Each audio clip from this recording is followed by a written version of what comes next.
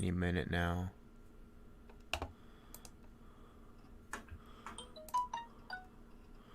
Okay, we are live. Just give me a couple minutes before we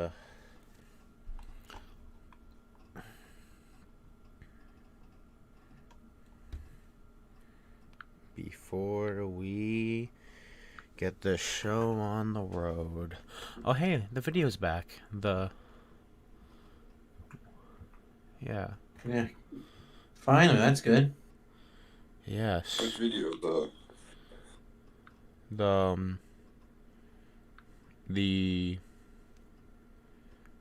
Hold on. Which video? It's, the April Fool's Day video. Hold on. Yeah, boy. Is this stream on? Pac-poggers. No, Yeah, no poggers allowed.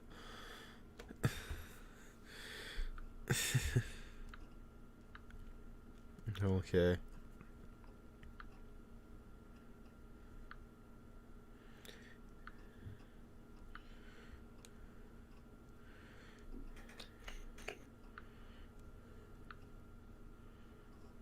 Hold on.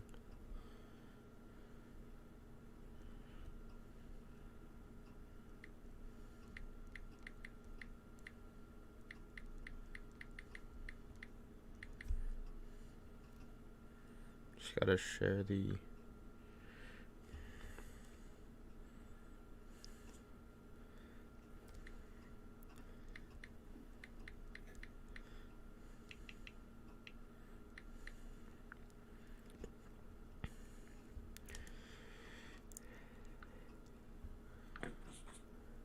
Hold up.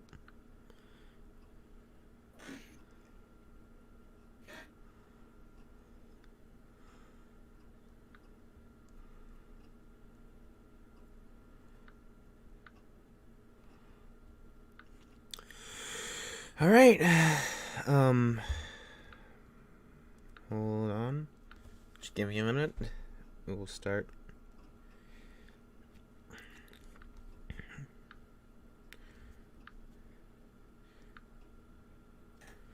I'm physically like bleh, but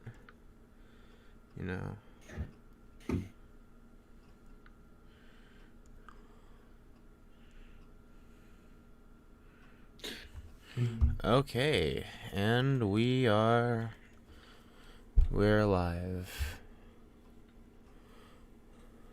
I'm physically like bleh, but okay. We're finally ready for more Numen. Alright, more Numen, yes. Alright, so so after the adventure review, there was like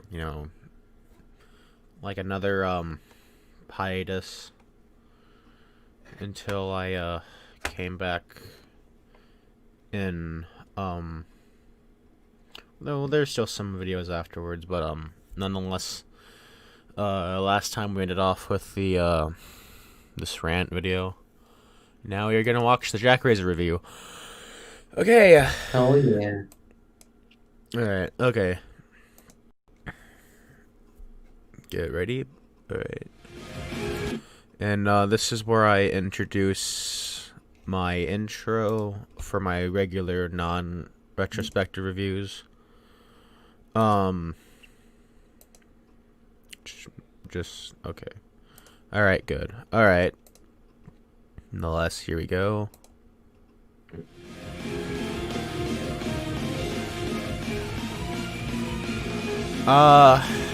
So yeah, this is the intro.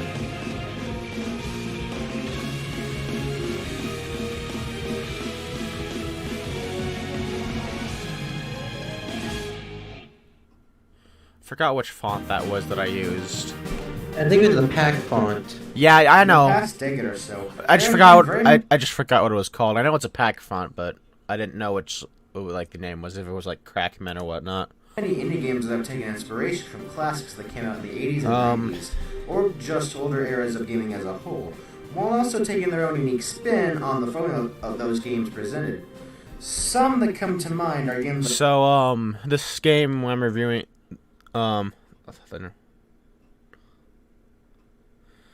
Sushi the Yoshi says, I thought the thumbnail was just a picture of Professor Pac, not a still from the April Fool's special. Yeah, okay, so it was Pac font. Anyways, so this game here, originally I was gonna mention, I mean, I had contemplated mentioning that this was made by, that this game was made by Factor 5 Fanatic, but I, ended up, like, not really mentioning that for, reasons, because, you know... Like Freedom Planet, which celebrates but, yes, the Sega Genesis era by being an amalgamation of elements from Sonic, Ristar, and Gunstar heroes, as well as... you didn't miss much, Nick, because we're just getting started Shovel here. Knight, which celebrates the NES era by being an amalgamation of elements from Mega Man, Mario 3, and DuckTales. And should I also mention the copious amounts of Metroidvanias and the sheer amount of Smash clones? You get the point I'm trying to make here.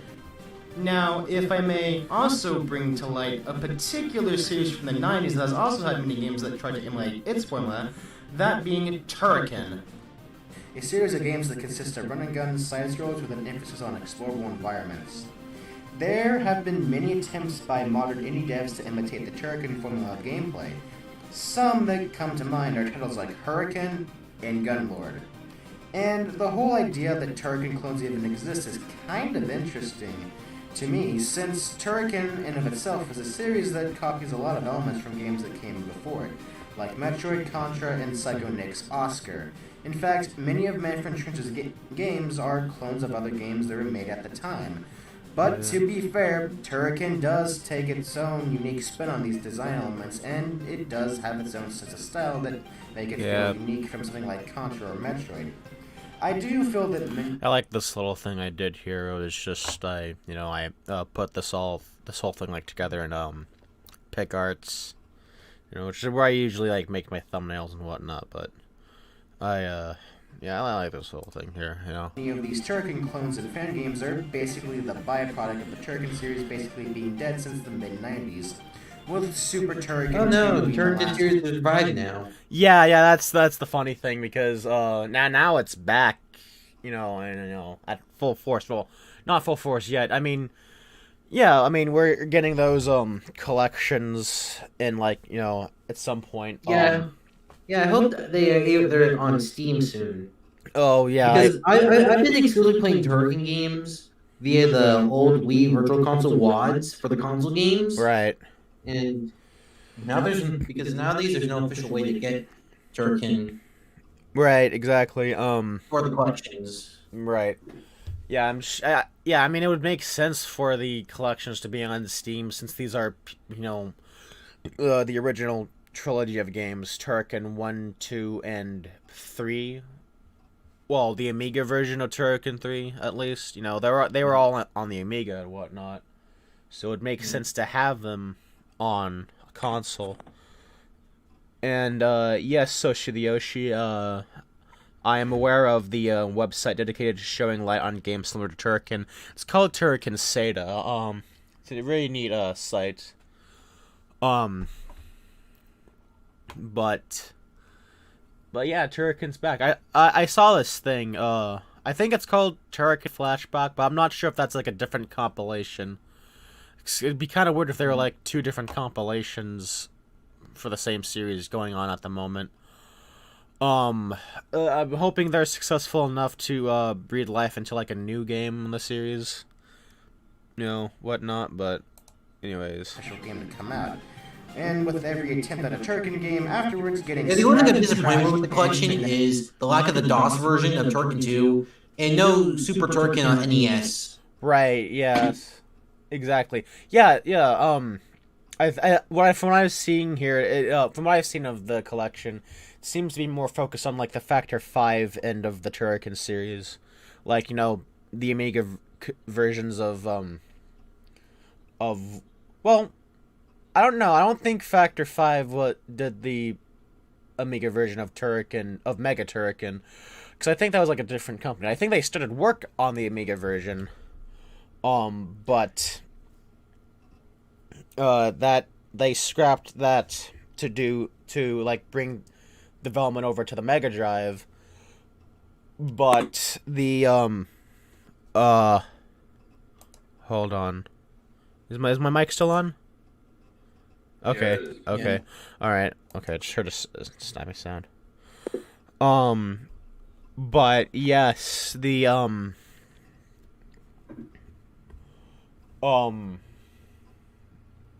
but like aside from that, yeah, yeah, I believe the Amiga version of Turrican 3 was a different,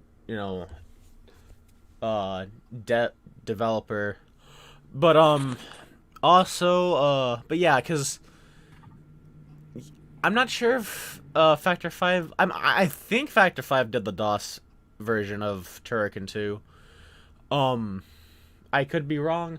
I don't know. I know that Super Turrican on NES was entirely done by Manfred Trends by himself. But yeah, I wish that they actually contained that as well. Also, would have been neat to like see the Commodore 64 versions of Turrican 1 and 2 as well there. Again, still though, I'm happy the collections are even a thing to begin with. Yeah, And I imagine there'll be a third collection soon because there's like a few games that I think that would possibly make for a third collection. Right. There's like a few of the console ports of the first game, the word movie reskin of the second game. Right. Oh, the movie reskin. Yes, the Universal Soldier. Right. Yeah, the Genesis conversions of, those of Turrican 1 and 2 are not good at all. The Genesis version is almost good, but then they made the question section very sketchy. Yeah, there are also like other things. Like it also like cut out like some stages as well, and like the ending was neutered as hell. But anyways, Ever see the light of day. So many of these Turrican clones try to fill the void of the series' absence. Today, we'll be taking a look at a particular Turrican clone that takes a little bit of a unique approach to the Turrican formula, that being Jack Razor Distant Dimension. So, without further ado, I present to you my review. Going into the game's performance, Jack Razor runs for the most part pretty smoothly. Although there are a couple of instances where the game experiences some frame drops and chugging, it never gets too bad that it becomes unbearable. The frame rate for the most part is rather smooth. As far as the presentation goes, I can see how the game's visuals may be a turnoff for some people, but I don't mind it too much. Some of the models do look kind of off to a certain extent, but the game overall looks alright. And in certain areas, it can be kind of nice to look at. The art direction fulfills its purpose and does exactly what it needs to give the game its own identity. Some of the environments look really nice and colorful. My personal favorite being stage. Yeah. Now, I wonder what software this game was made in. This looks pretty the game. early Flipperphone. Yeah, the game I looks like think it it's was Game Maker, from what I've heard. made- Yeah. So I guess the assets were made in that software as well. Right. I don't know what I'm curious about what like software the graphics assets were made in. Yeah. Has its factor. I know it's they're using the same engine for or not the engine, the same something similar, if not the same software for they're using the exact same software for Spooky's Revenge. So yeah. I really like the how game looks wacky good. detail Oh yeah, it does. I wonder when we'll ever see more of it. I don't know. it is. And furthermore, the parallax scrolling is really Fan games can, be stuck in development for a while. I know this game, from what I've heard of its development, it started in like I think 2011. I don't know. And like I think 2015, and I think it was also going to be made in Unity. oh no, I was talking about Jack Razor. Because this game like had like an 8-year development cycle, I think. Yeah, I think it was started in like 2000. Yeah, Factor 5 Fanatic started working on this in 2011. I think, I don't know, it could have been 2012. I remember the like initial I remember the information trailer they made on the Apex Squared Studios channel. The video is unlisted now, but there were like some content that seemed to have not made it into like the final game, like a little mini game and whatnot. Yeah, maybe we can do a beta analysis of that trailer. Right. Oh, what? Do a beta analysis of that trailer. Actually, yeah. After we finish with this review, whatnot. Well done. Yeah, you mean like in the stream? Or I think a separate video. Separate video. Okay, all right, I might do that. Yeah, that sounds like a good video idea. Right. My beta mouse. Right. Yes. The cutscenes, however, do work a little. I know one interesting tidbit is that there was voice acting.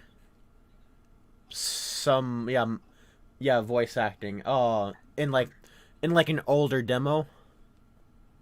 If I could find, because there's like a gameplay. Someone did like a gameplay video of like an older demo, and there was voice acting. It was Factor 5 Fanatic's voice, evidently. But that all traces of that, I think, were like removed. But yes, I know.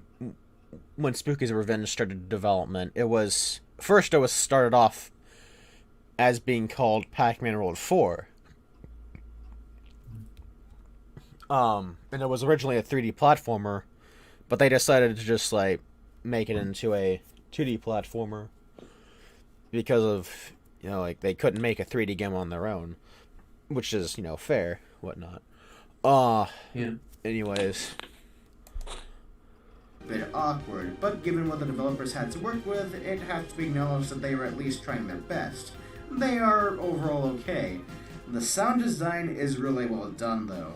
The sound effects for collecting crystals, one-ups, and destroying enemies all hit the spot. They're really satisfying in conjunction with gameplay. The sound for collecting crystals really has a nice bop to it. Well, it started off as Shideyoshi. It started off as World 4 before becoming the Return of Spooky, and then finally Spooky's Revenge. And that's really nice to hear, especially when you... Is my microphone still on, guys? Yeah. Okay. A whole stack of them.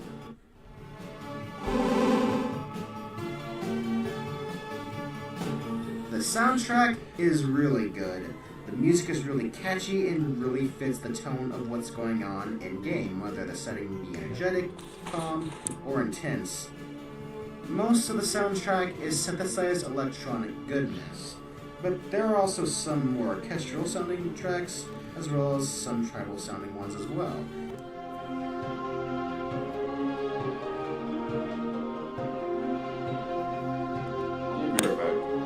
Alright. Okay.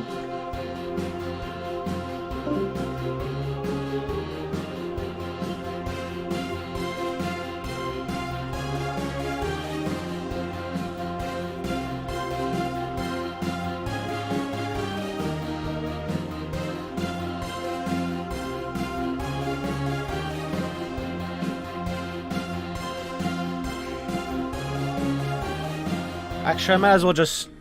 Oh, okay, never mind. Never mind. Styling of the music in this game, if anything, kind of reminds me of Pac-Man World 2 to some degree. And yeah, they have mentioned one of the musical inspirations was World 2. David Logan's style of composition. But with some Turrican influences thrown in there for good measure, which to me is pretty great. Overall, in the music department, it really excels. As far as the story goes, in 1994, a scientist by the name of Engelbeck develops technology for interdimensional travel, and discovers a space that may have been inhabited by an ancient civilization. This would, however, end up becoming his prison, as while presenting this dimension to his peers, an incident occurs where one of his bioengineered creatures ends up going maverick, leading to the presentation Going maverick? Whoa, is that a never mind? Being the one to blame, Engelbeck is then sent to Is that a Mega Man X reference? exile, in the same space he discovered. But before they could send him away, he hacked the portal field, giving it an energy source that would be set to reactivate the portal within the following 20 years, giving Engelbeck enough time to set up his army and plan out his revenge against the very society that punished him in the first place. Society? Whoa, we live in one! Well, Yes, looks like somebody went to the- what is this, Joker 2019? Oh, no, graphic design. Look, this is Jailed Robotnik School of Evil Scientists with vendettas against society. Ha. Cut to 2 decades later, in the year 2015, and we catch up with our protagonist, Jack Razor, a teenage mutant boy who was running away from his family after having his Teenage Mutant Boy. For a second, I thought I was gonna say father last shot on him. Teenage Mutant Ninja Turtles. Yeah. As for what it was all about, the game never fully explains. Then, all of a sudden, Engelbrecht returns in a giant aircraft, demanding that he has rule over the world, while also sending out robots to terrorize the city.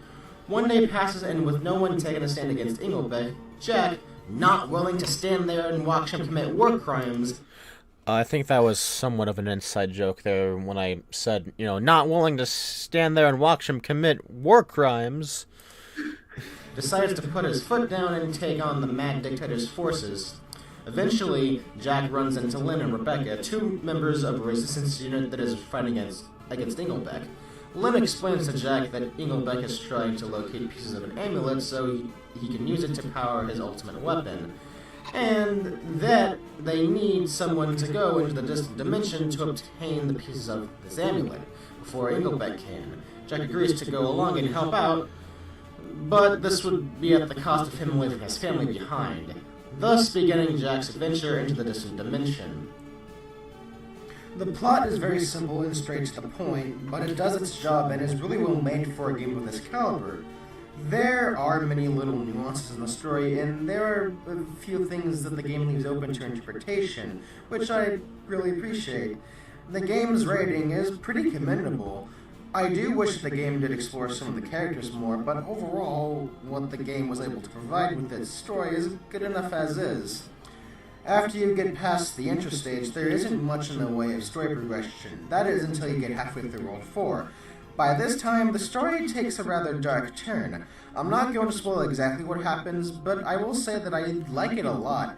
It works with the story really well because it serves as... I kind of wish I actually did go over the ending a little bit, because, I guess I didn't want to really spoil it, because the game itself is kind of obscure. Yeah, I want to get the game myself. Right. The problem is I don't know how to get games on itch.io. There's no gift cards or something like that. Gift cards. I think you'd just have to use a credit card and buy the game. Yeah, I don't have a credit card currently, so that's sad. Yeah. Yeah, I know somebody asked, when the game was in development, somebody asked Factor 5 Fanatic about if it would ever be on Steam, and they were like, I don't know about it. That Yeah, I think a Steam license is $100. Yeah, not to mention the Steam. It's a very crowded place when it comes to indie platformers. So especially if if a game is especially a low budget a low budget platformer, you're running the risk of getting lost in the sea of other low budget indie platformers. Yeah. So ultimately you're kind of stuck with itch.io.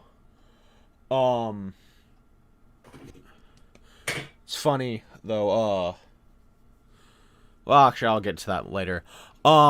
I could have just put a spoiler warning disclaimer, skip to this time frame here, others do.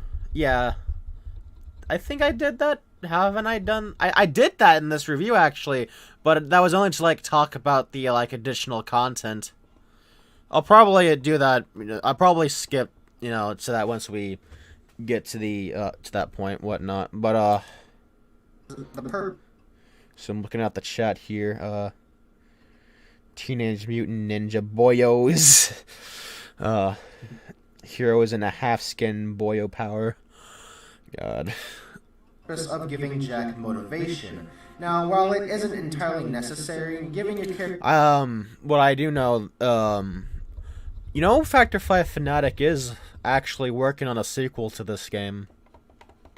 Yeah, I think you teased it once. Yeah, it was on their Twitter. Yeah, it was on their Twitter. The Apex Studios. Apex Studios.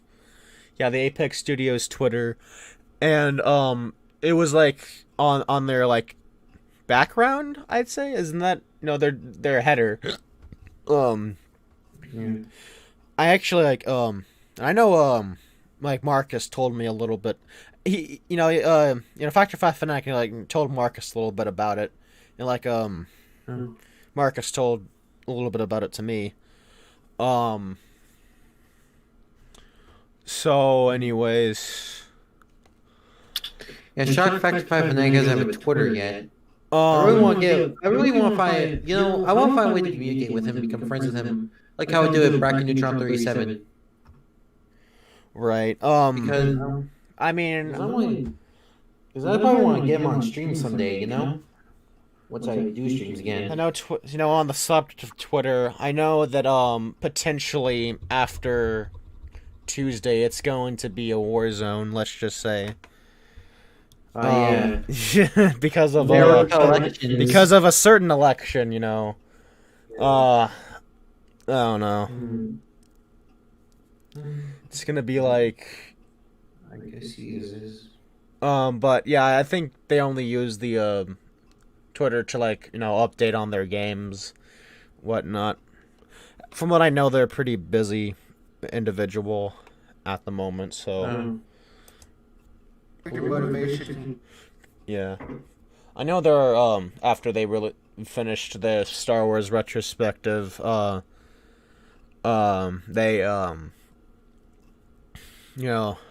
yeah, I know they're like burned out after making that, so Yeah, I was wondering where he was because. Right, yeah, that's what I know, because that's what Marcus told me, that they were just burned out after the Star Wars retrospective.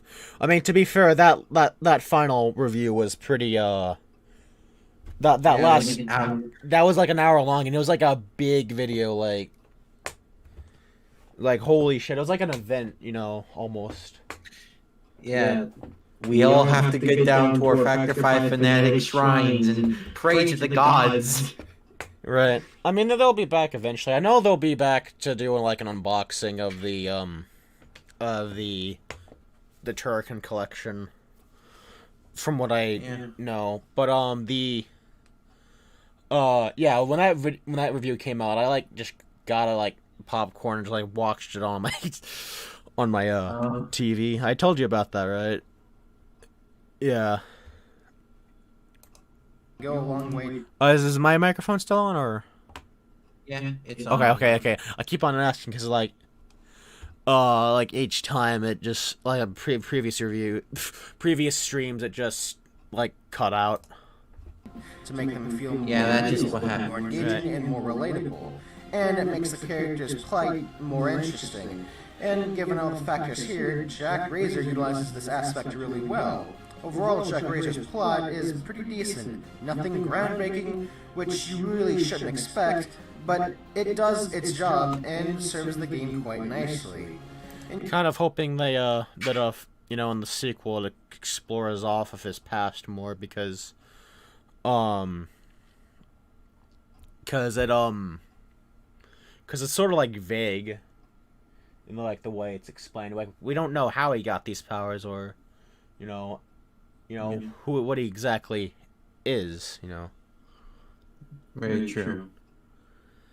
You see, Socialioshi says, I got popcorn and watched on my TV. That's basically what I'm doing, minus the popcorn. Ah, nice. Anyways, with all that out of the way, let's talk about the most important aspect, the gameplay. In Jack Razor, you'll be running, jumping, and shooting your way to the goal, while also having the option to explore the more open-ended level design. Jack has two different projectile attacks, a Fire Blast and I don't really know what to call this one.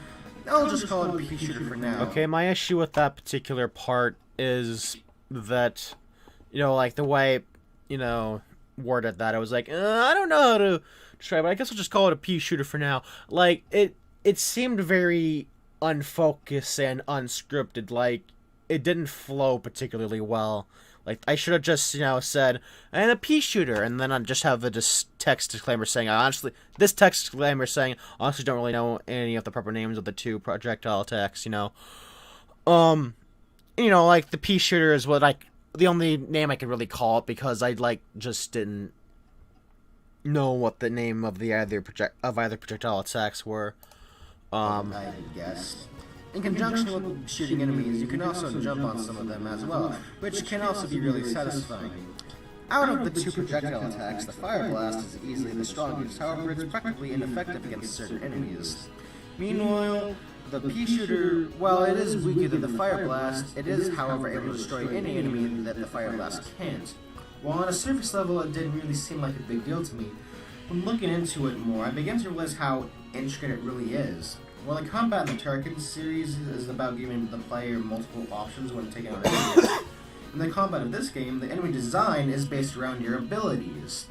With this whole emphasis on enemy interaction being tied to specific actions, a whole new layer of strategy is involved, and what really complements all of this is the strategic enemy placement and the enemy variety.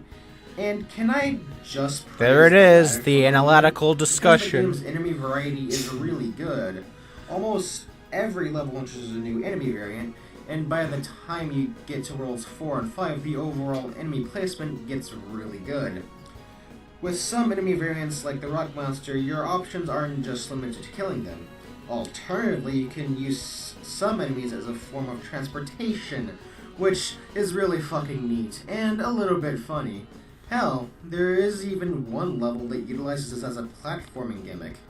Unfortunately, once you get the Fire Dash, or if you get the Fire Dash at all this intricacy kinda gets thrown out the window, as you can basically use it to curb stomp every enemy in the game, pretty much trivializing the whole strategy aspect. However, I must stress that this really isn't that big of an issue. For one thing, the Fire Dash isn't something that comes to you for free. You can only obtain it. I'd still say to some extent it is kind of an issue. I mean, they could have, like, nerfed some of its ability. Again, there was development issues, so I can't exactly harp on that too much. Through the game's in-game currency, and you'll also need that same capitalize. Wow, wacky. Whoa. Currency if you want to unlock worlds 2 and 3. So it's really a matter of if you want to get any of the upgrades first, or if you just want to progress in the game first. Funny thing about this game is that I'm not sure if this is a glitch, probably like a programming overlook, but you know, if you like go into a if you go into like a save file, like if you go into like a completed save file where you know that you beat the game, you have all like the abilities and the you know, all the levels unlocked, but if you leave that and start a new playthrough, you know, one where you like start from the beginning and whatnot, you still have the abilities from that other save file. And not to mention, you know, after you get past the intro stage, you know, all of the levels are unlocked. So basically there's somewhat of like, I guess, like a new game plus sort of glitch, whatnot.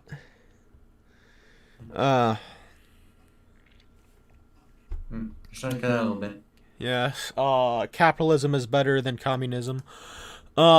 Secondly, it's completely optional. You can go through the entire game without even needing to get any of the upgrades. The very core of this game is freedom of choice. How you approach the game is entirely up to you. And since I brought it up, I might as well talk about the two purchasable abilities for Jack, the previously mentioned Fire Dash and the Super Jump. You obtain these through the game's shop located within the hub world. The super jump allows you to reach vertical areas that would be otherwise unreachable, and the fire dash allows you to reach horizontal areas that you wouldn't otherwise be able to get to. These abilities overall add to the whole exploration aspect of the game. The level design utilizes these abilities well, and overall they add to the game's replay value. However, and unfortunately, while they did add another layer of interactivity to the game, with my experience playing with a controller, however, they make the input feel more finicky and glitchy. I often find myself performing fire dashes and long jumps that I never even intended to do, leading to some unfair deaths. But again, let me stress that I only experienced this when playing on a controller. Playing on keyboard, the game functions just fine. Heck, I'm not even sure if this is really an issue with the game. It could really just be an issue with my controller. You see, I've had this edge. It actually is a issue with the controller because no, it is an issue with the game itself. It actually is an issue with the game because I did, since I made this review, I thought it could have been due to the controller I had at the time. You know, this one. Color and Xbox 360 controllers. Oh, and there's your hand reveal, by the way. Epic hand reveal for 5 years. It's hard to imagine that the right shoulder button may be I think by this time it was 4 years. wearing out. So there's a good chance I'm just bringing up an issue that doesn't even exist. But again, it is an issue that does exist because I since then had gotten a new controller after that. And I still had the same issues with stuff like the fire dash, and it could be based off the way the mechanic is handled in the game. I don't know. I'll have to check that again at some point, but in general, controller support just seems a bit finicky in Jack Razor. Yeah.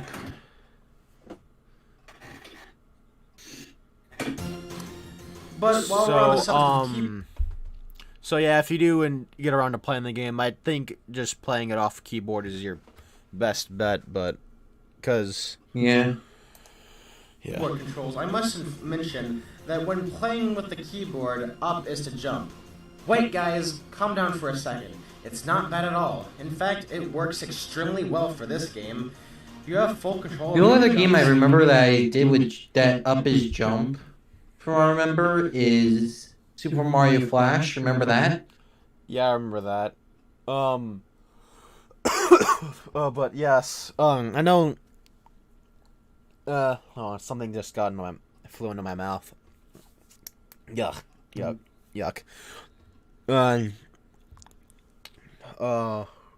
Well, I know is that the Amiga Turrican games like Turrican 1 and Turrican 2, up was the jump there as well. I think that's true even with the controller. But like that was more of a case of the jump controls being so good that it doesn't really matter if up was to jump. In general, I kind of prefer up to jump for a keyboard because in general I just don't like using keyboards for platformers because of like the different keys and whatnot. It gets confusing for me.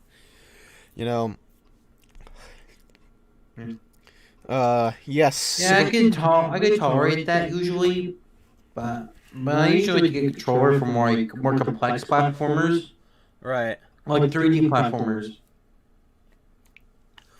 Like a simplistic platformer like maybe a Mario game or a Sonic game, I could probably do with a keyboard control just fine.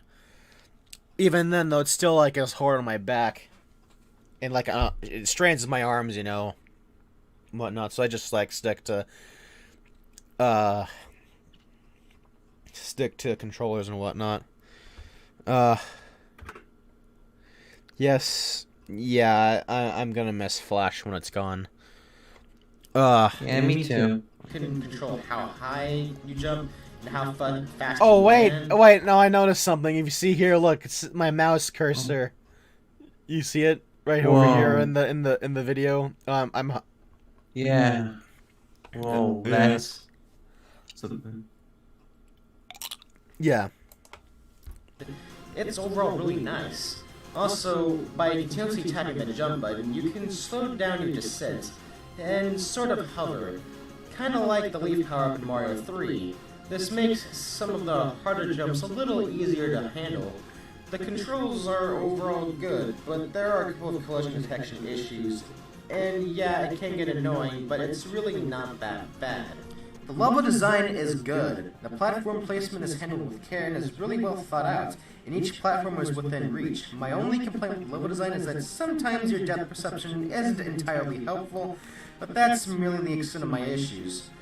The exploration can be fun, and finding a secret area full of crystals and one-ups can feel really rewarding and satisfying. All this combined with the game's well-thought-out enemy placement overall results into some really good game design.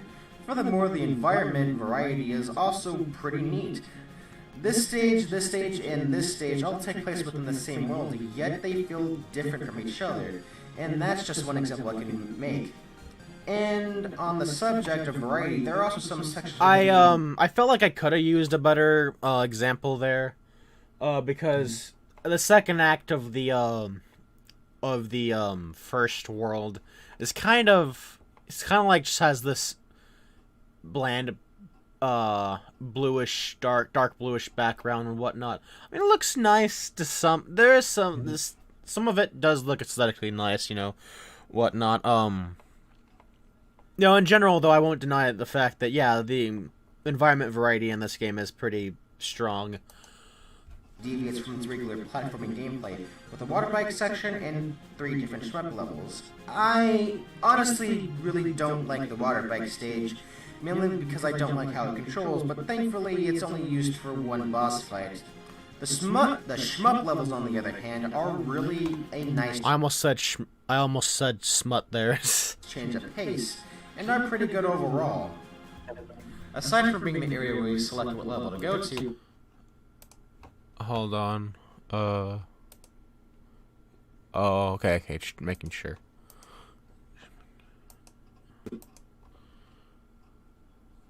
The hub world is also home to some additional content.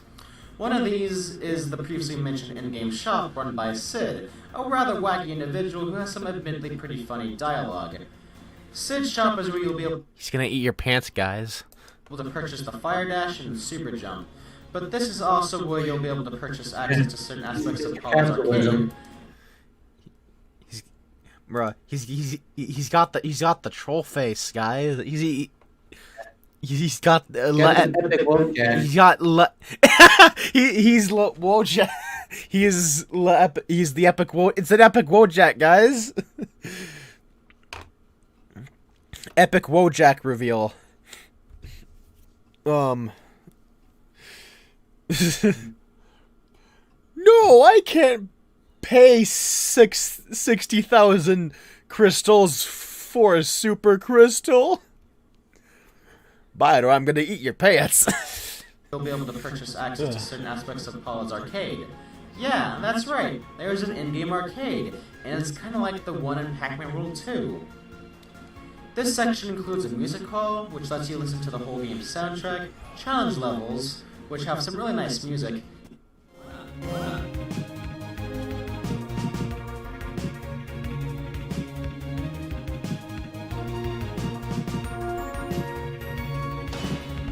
On the no, I don't think any of the challenge level songs were in the like, because I bought the soundtrack for this to use in this review. But I know that some of the challenge level, music, I don't think any of it was in the actual game. None of it was in the actual soundtrack, so that I purchased. So.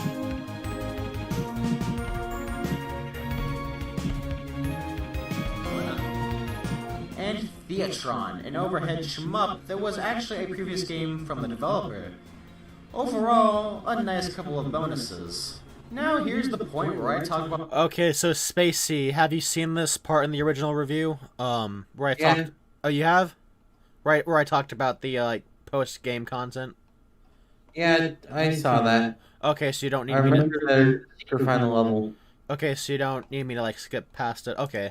Alright. The post-game content and also somewhat spoil the final boss. So if you don't want any of this spoiled for you, then skip to this time frame. So after beating the final boss, there is still one more level you can go to, but in order to unlock it, you have to obtain all 15 power crystals. 2 of them are already given to you from the get-go. 5 of them are hidden in each of the 5 worlds. The other 5 you obtain through completing the... It's kind of weird that 2 of them are already given to you from the get-go. I mean, what's the point of even having them there if they're already given to you, you know? challenge levels. More questions to ask, Factor 5 Fanatic. And the remaining 3 you get from Sid. Gotta find this one. Ask them all the epic questions you got. Yeah, we gotta ask them all. Gotta ask them all the epic questions, you know. Pretty much a shitpost level, and that's really great in my opinion. More games need to add shitpost levels, or just shitpost content in general. I think it was no. I mean, I don't know. It seems like this was probably like a test level in development, and they just decided to put, you know what, let's just put this as like an extra level. My dearest level pencil itself isn't sharpener. particularly Your what? You know, the final level says, my dearest pencil sharpener. Yeah.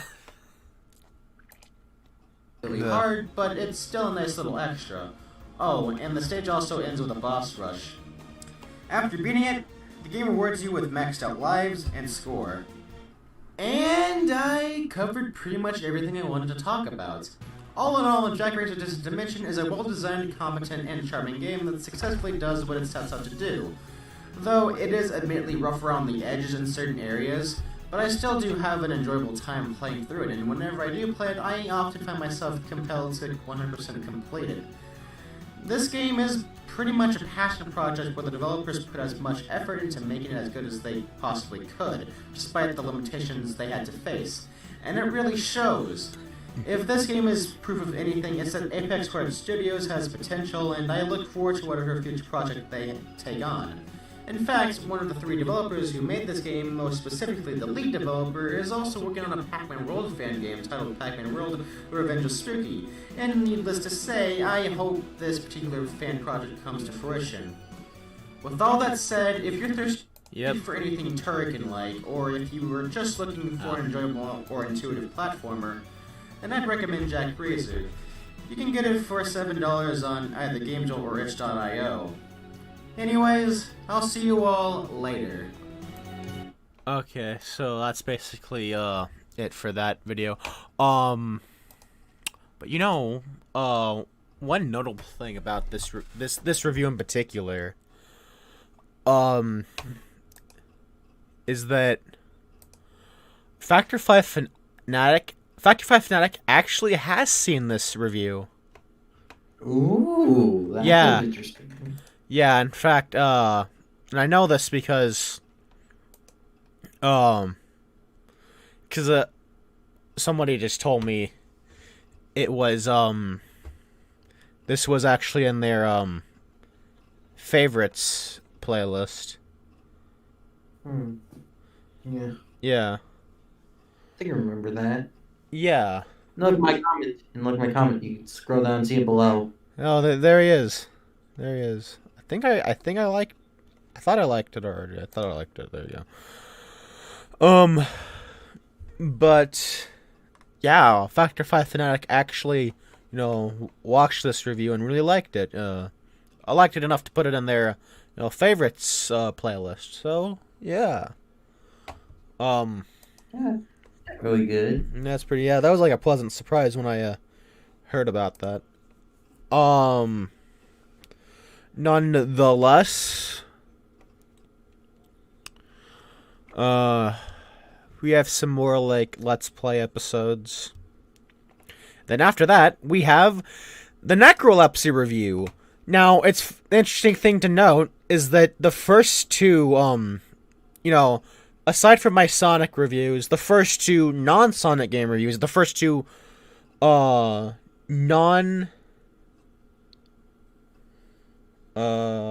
that Sonic music video. Which Sonic music video are you talking about? Nick?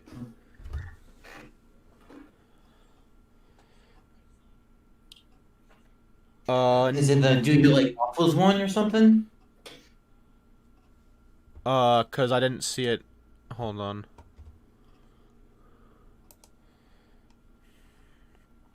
Possibly. Yeah, Nick, tell me which video you're referring to. Understanding the music of Sonic the Hedgehog. Oh, I watched a little bit of it. It's a long video.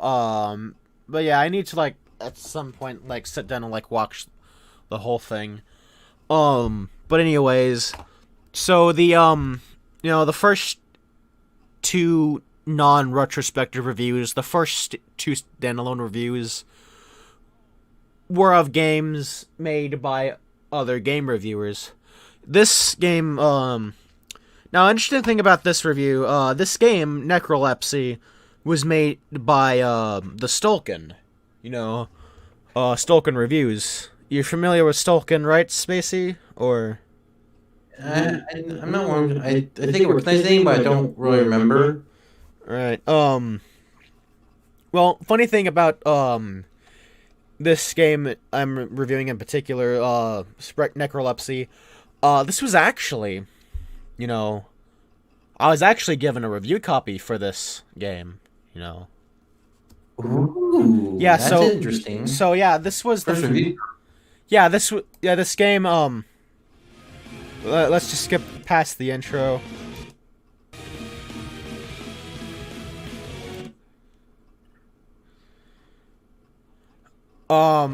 But yeah, this game was given to me with a review copy. They actually I saw that their Twitter account, they were saying the Twitter account made specifically for the game. They were like saying he was saying we're looking for hey, you want a review copy for you to review, just DM me and we'll see. And I was like, all right. I DM'd them and said, hey, I'm interested in getting a review copy for a review. So yeah, I was like one of many people to actually like receive a review copy of this game to like review it. Which is part of the reason why it's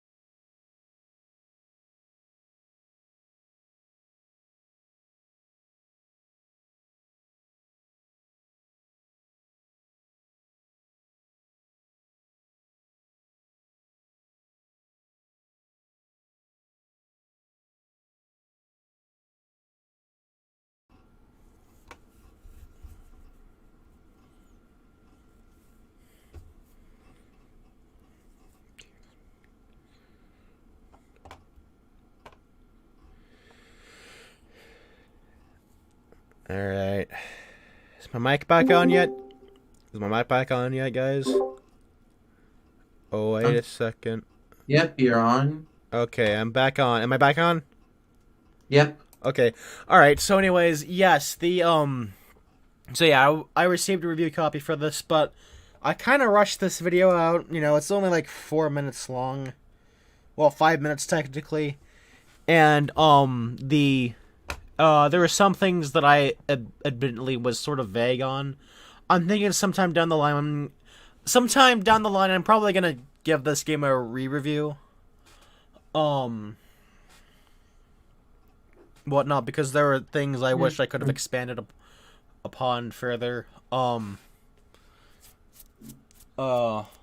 I used the same song for, like, the entire review.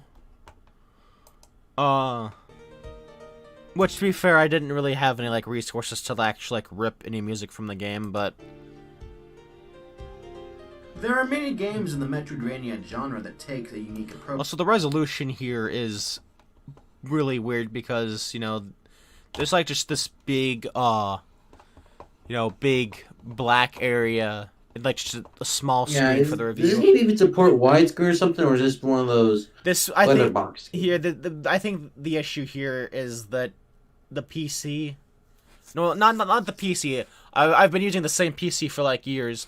It was the monitor I was using that kind of it was a little bit off because it was like a much smaller monitor than so I had to like replace monitors for a little bit because one didn't work, so I had to like get a smaller one, and I would replace it again. So I have a much bigger monitor now. But yeah, this all had to do with the monitor I was using. To that sort of gameplay style. Today we'll be taking because I even mention it. I even mention it through this. So today we'll be taking a look at one in particular, that being Necrolepsy. No, not the death metal band, but rather a game developed and released by Stulkin. Without further ado, let's get on with the review. I don't think I ever really listened to much of like the death metal band Necrolepsy. Well, on a presentation standpoint, given the game's $2,000 budget, the visuals look pretty nice, and the various different animations and poses look really good. The art direction does what it needs to and exemplifies the game's steampunk, fantasy, and atmospheric, yet also very cartoonish style. There have been several updates for the game since like it released like last year, and it I think it's looked better since like I'd made this review. It's like gotten better. There like been like several updates for the game, really like fixed certain bugs and whatnot. I also really dig the character designs. The soundtrack is really good. It gives off that kick-ass motivational vibe that you would hear in a Castlevania game, though some of it also gives off a bit of a Klonoa vibe, which is also great. In general, it sets the mood quite nicely. In terms of story, the basic plot focuses on Lyra, a bounty hunter who's been cursed with necrolepsy by 3 necromancers. Necrolepsy is a curse that causes its victims to constantly fall asleep, have nightmares, and send nightmares. Is Shay Stoden back? No, finally he's back. I had to leave real quick. Okay. Yes, I'm back. Alright. Sorry, sir. Nightmares become a deadly reality. In order to rid herself of the curse, Lyra must traverse 3 different locations to hunt down and slay the 3 necromancers and rid herself of the curse.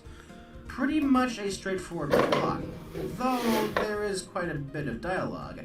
Most of it is pretty humorous and entertaining. I did get a kick out of some of the writing. The story overall is really charming and cute. Being a game of the Metroidvania style, it follows the basic principles of what goes into a Metroidvania. You go through an environment, you obtain some abilities, and you use said abilities to get to other parts of the environment while collecting items and upgrades along the way. You get the gist of it. However, where this game excels at is in just how good it feels, and just how great the mechanics are implemented. The controls feel so good and are overall really fluid. Jumping, attacking, pretty much everything connects and feels natural. Throughout the game, you'll obtain a plentiful amount of abilities. All of them you get from defeating bosses. You'll use these abilities for either combat or platforming. The level design utilizes these abilities really well, and their utilization can be really intricate. Yeah. But in general, these abilities are just really fun to use, especially in the application. Yeah, I see you referencing the shitty Sonic 2 review with Nick. God. God. I'm thinking of like what Shitty Stoden showed me earlier today. Something he's working on. Oh yes. Yes. Surprise. Yeah. Of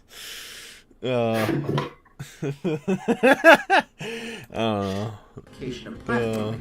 Some abilities like the slide, the double jump, the dash, the spin attack, the wall jump, just to name a few, really add on to this. There is just such an adrenaline rush to this game, and it's just one of those games that gets more fun as you go on. The combat is also really good. You have so many options when fighting enemies, and you can even string together attacks. It's really fun to just juggle some enemies around. There's also a parry mechanic, which functions as you would expect a parry mechanic to function, but not only can you use it to parry enemy attacks, but you can also parry water, keeping you from drowning. As you can see from the achievement I got there, that was my first time attempting that. I knew that from watching one of the developer streams. That's genius. I might as well also mention the nightmare mechanic. If you run out of time, your necrolepsy takes into You effect. just carry the You water. takes a more hellish Right. color palette, and enemies become Your way Mama tougher. John just carry it. Though you can Right. refill your time by using beds or the game's save points.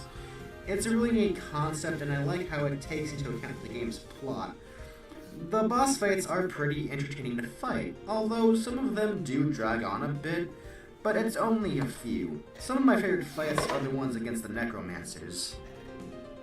If there I could have like gone into more detail about that one particular thing, like why some of the necromancer fights were some of my favorite, like the one with the blue necromancer, how it had like all these different phases in the fight. You know, at the last phase having this desperation attack, you know, whatnot, or how the purple necromancer just feels like a full on brawl, whatnot.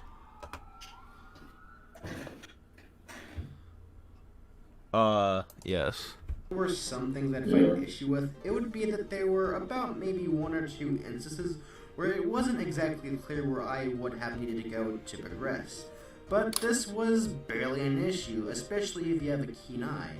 There really isn't much to complain about. There are a couple of areas that are rough around the edges, but they hardly amount to an issue. Overall, Necrolepsy does everything it can to be a satisfying and enjoyable experience, and it's a pretty dang good game because of it. If you're looking for a fun platformer, then I'd definitely recommend it. So yeah, that's the Necrolepsy review. Yeah, it really was short and it felt a little overwhelming, if I'm being honest. Yeah, I know. I think I understand why you want to remake it. Right. And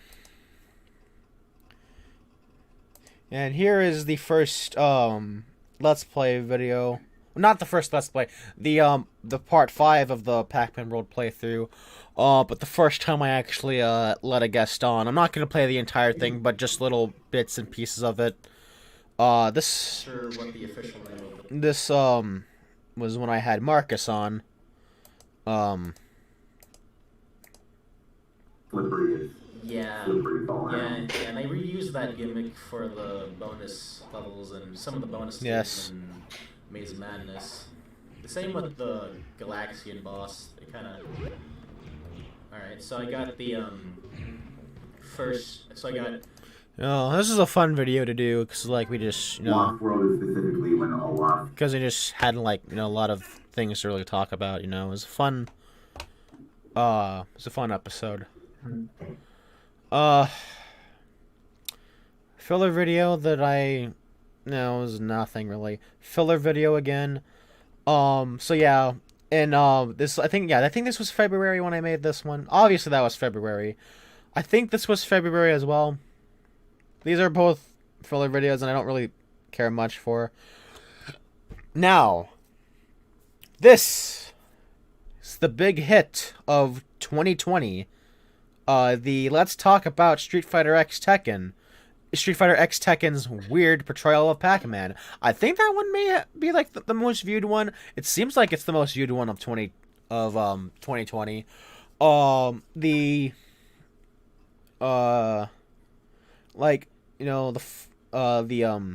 discussion you Spacey, and Marcus and I did though seems to be like at least second most viewed. Yeah. But yeah, Very true. this is the big hit of 2020 in the Shocked at how much of those were hits. I mean, though Pac-Man fans are very desperate for Pac-Man content, so not shocked that these videos are really So successful. while I was brainstorming how to go about making my top 5 iterations of wait. Me, you, and Chadson are kind of known for Pac-Man. That's Right. Yeah, I know a lot of people really like the discussion video a lot because they were we're just desperate for Pac-Man content. And just anything quality Pac-Man related. There I go on some Maze fans hit list. Anyways. Yeah. Regardless, I start this off with like spoilers for Roll 3 and Street Fighter X Tekken, you know. But yeah. So, while I was brainstorming how to go about making my top 5 iterations of Pac-Man, I found myself remembering... Oh yeah, that video. The Yeah. top 5 iterations of Pac-Man. In fact, I think that one might actually have just as many views. I don't know. I have to check that.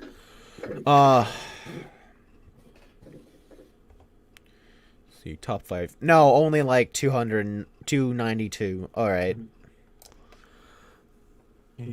Yes. So, while I was brainstorming how to go about making my top 5 iterations of Pac-Man, I found myself remembering one in particular that I never really gave much thought in the past, but looking at it now, it's kinda strange. In 2012, Capcom released a little game called Street Fighter X Tekken. Yeah, it's basically self-explanatory, but one thing to note is that it featured 2 particular guest characters, Capcom's Mega Man and Namco's very own Pac-Man. Now, initially one might think that this is pretty neat, having 2 of these iconic mascots appear in a crossover of their individual companies' flagship fighting game franchises. However, their representations are a little abstract, if you will. Mega Man here is based off of the bad box art of his debut game, and is portrayed as a fat, clumsy, wannabe superhero man-child, almost similar to that of Captain Quark from the Ratchet & Clank series, as opposed to the brave super fighting robot that takes the appearance of a young boy. And Pac-Man, who in his own games is a fun-loving adult with the wonderment of a child that isn't afraid to crack jokes every once in a while, is now in this game a power-hungry, psychotic serial killer who controls a mech and devours cities. Now, while this is mainly focused on Pac-Man's portrayal, I do want to briefly mention Mega Man for a second.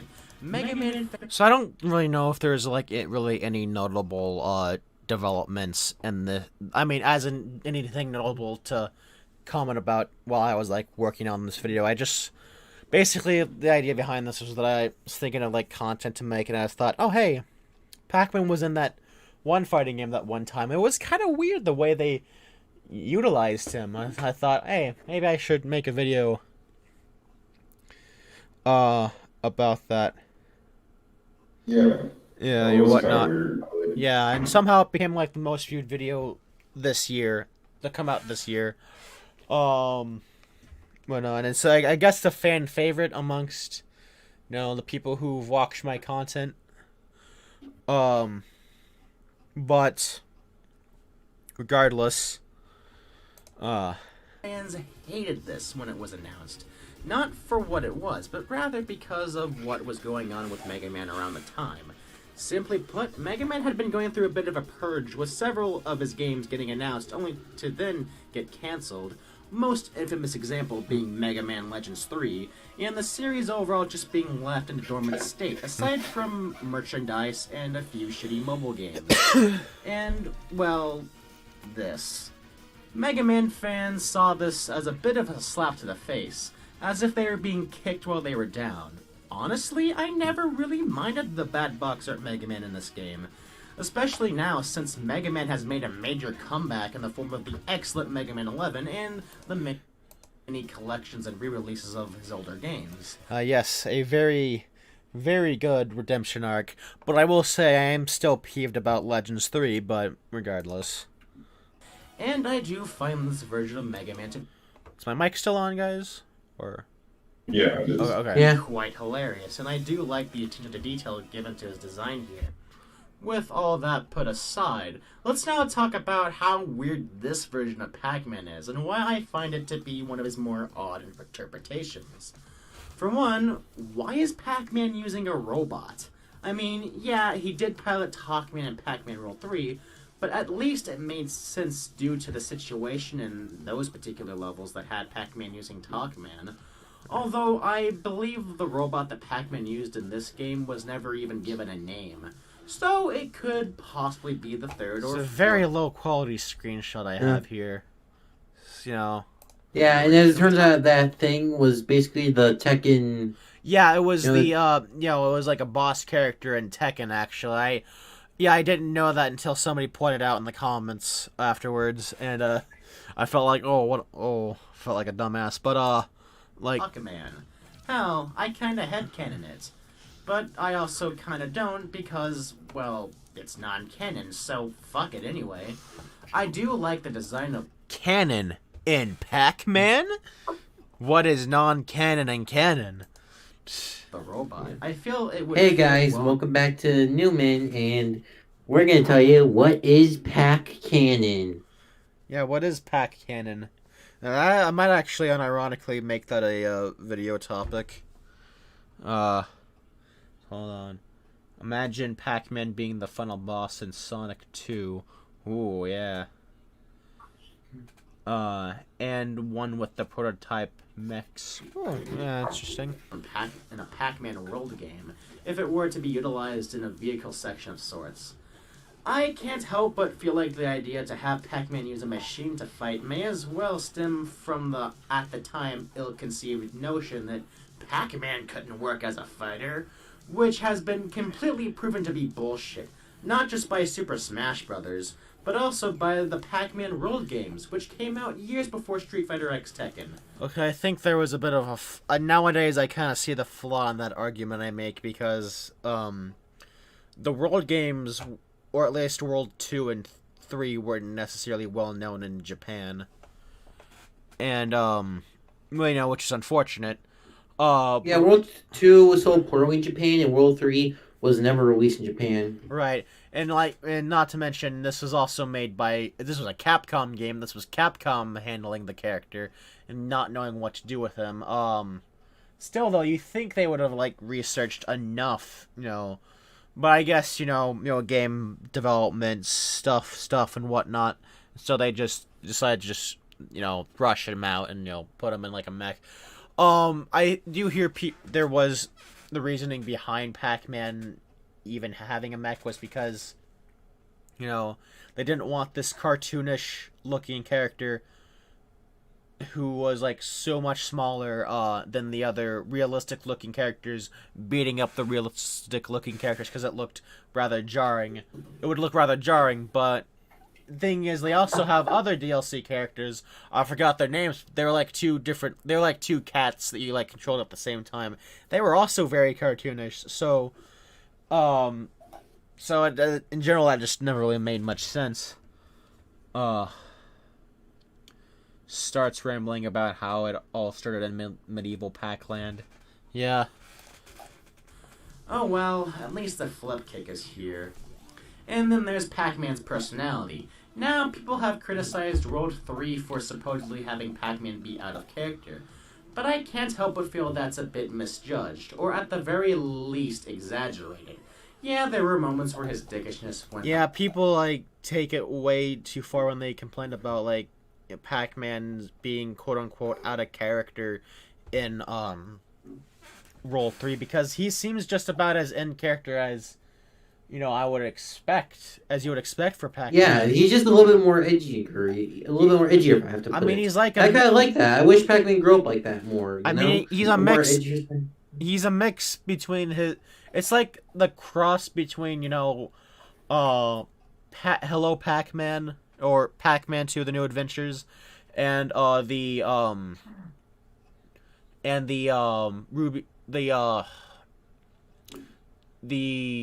Hanna-Barbera cartoon. I was trying to remember the name. Actually, he is just a younger version of the Hanna-Barbera cartoon. I guess my main gripe with Roll 3 is that a lot of times it doesn't really feel like...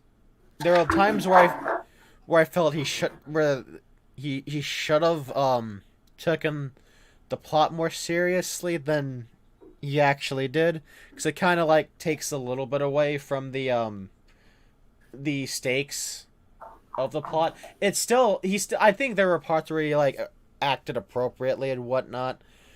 It's all about that balance. You gotta have him be snarky even in the face of danger, but at the same time, you gotta level it off so that because if the characters can't take the plot seriously, why should I? of course, this deep analysis of a Pac-Man story, but regardless. Hold on. Looking at the chat, I'd probably be done with everyone's crap by the time I was 25 and had to go out of my way, especially on my birthday, to save everyone. I mean, yeah, absolutely. Yeah. Bit overboard, but there were plenty of moments where he was very in character. With Pac-Man and Street Fighter X Tekken, on the other hand, they basically made him a bit of a bad guy. The game's plot focuses on a mysterious box that contains immense power that all of the playable fighters are after. Pac-Man's motivation for going after the box is mostly left ambiguous. That is until we get to his ending, where he consumes the power within the box, grows into Paczilla, and proceeds to then terrorize a city. Now, if you ask me, terrorizing a city is pretty out of character for Pac-Man. More so than him killing Irwin. I don't think he really even killed Irwin. Like, Irwin kind of killed himself, or at least Irwin, you know, he sort of just let Irwin die, in a sense. Yeah. Which I guess is indirectly killing him, but... How is this out of character, you may ask? Because Pac-Man is generally a good guy, so seeing him do this is, well, weird. And to add on, it's implied that this city is the maze from the original game. At least it's non-canon. Yes, I think I mentioned pixels in the follow-up video. I mean, I don't know. Yeah, I think I don't remember. Maybe I mentioned pixels in this video. But be reminded of all those interpretations people He did later of in Pac-Man. video, I think. Right. Ignoring all the games that expand off of the lore. Granted, those games aren't nearly as recognized as the original, but still, it doesn't change the fact that this is a rather weird and out of character for the titular yellow guy. That being said, I don't necessarily hate it, nor would I consider it the worst version of Pac-Man. Hell, at the very least, it didn't kill the franchise. This, on the other hand, kinda did. But that'll have to be a subject for Yep, another go see video. Avengers. Foreshadowing for Oh. another video. In the Ooh. end, this is Capcom's version of Pac-Man. Of course there's going to be some weird differences. The point of this video wasn't necessarily to criticize this version of Pac-Man, but to rather acknowledge a piece of Pac-Man history. And for what it's worth, it is interesting. Anyways, that's all I have to say about this. I will see you all later. Okay, so, and then after that is the discussion I did with Marcus about oversaturation. The video kind of flopped, but, shall we watch the Sonic Adventure 2 review? Sounds good. Yep, let's see if everyone else agrees. Yeah, well, I'll give the chat some time to, decide their mind. I'll be right back. I just gotta, take care of something real quick. I'll be really quick about it. Hold on.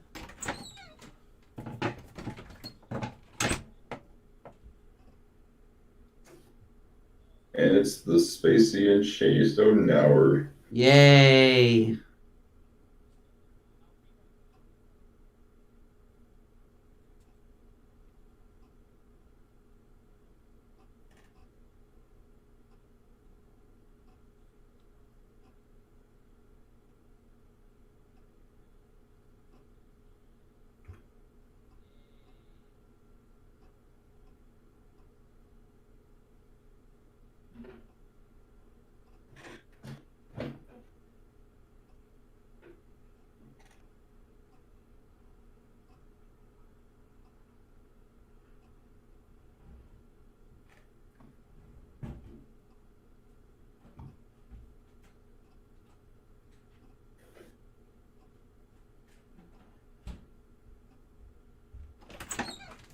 Alright, I'm back.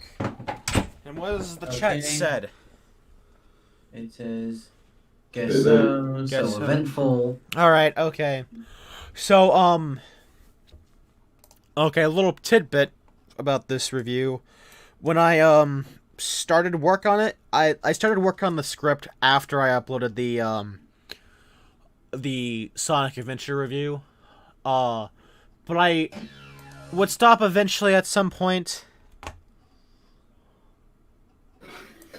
But I would like stop work on that at some point because there were several things that got in the way. Yeah, I think I heard it took like a year or two to get out. A year and a half. It wouldn't be until at least February when I started work on it again. This came out in March. Is that right? Yes, March 30th, the end of March. So yeah, I know there were several development issues while working on this review. Most notably with one issue happened when like my PC was like having issues in of itself. And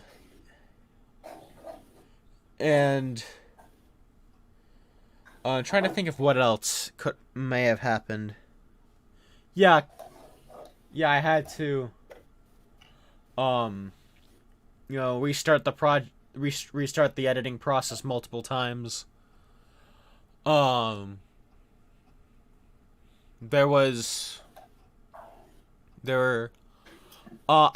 honestly, if I were to say out of all of the reviews, this might be like the most well-made one I've actually put out there.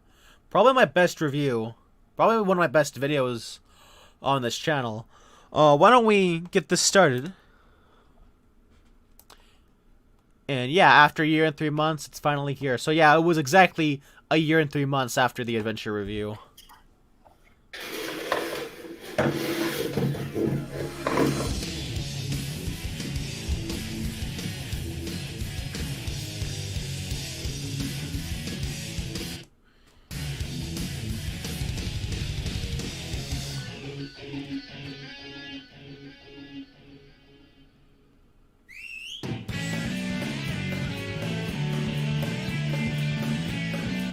Following Sonic 45 Adventure's minutes. successful 1998 release, Yep. Sonic Adventure 2 would see release on June 18th, 2001, only 5 days before the series' 10th anniversary, making this the first anniversary title.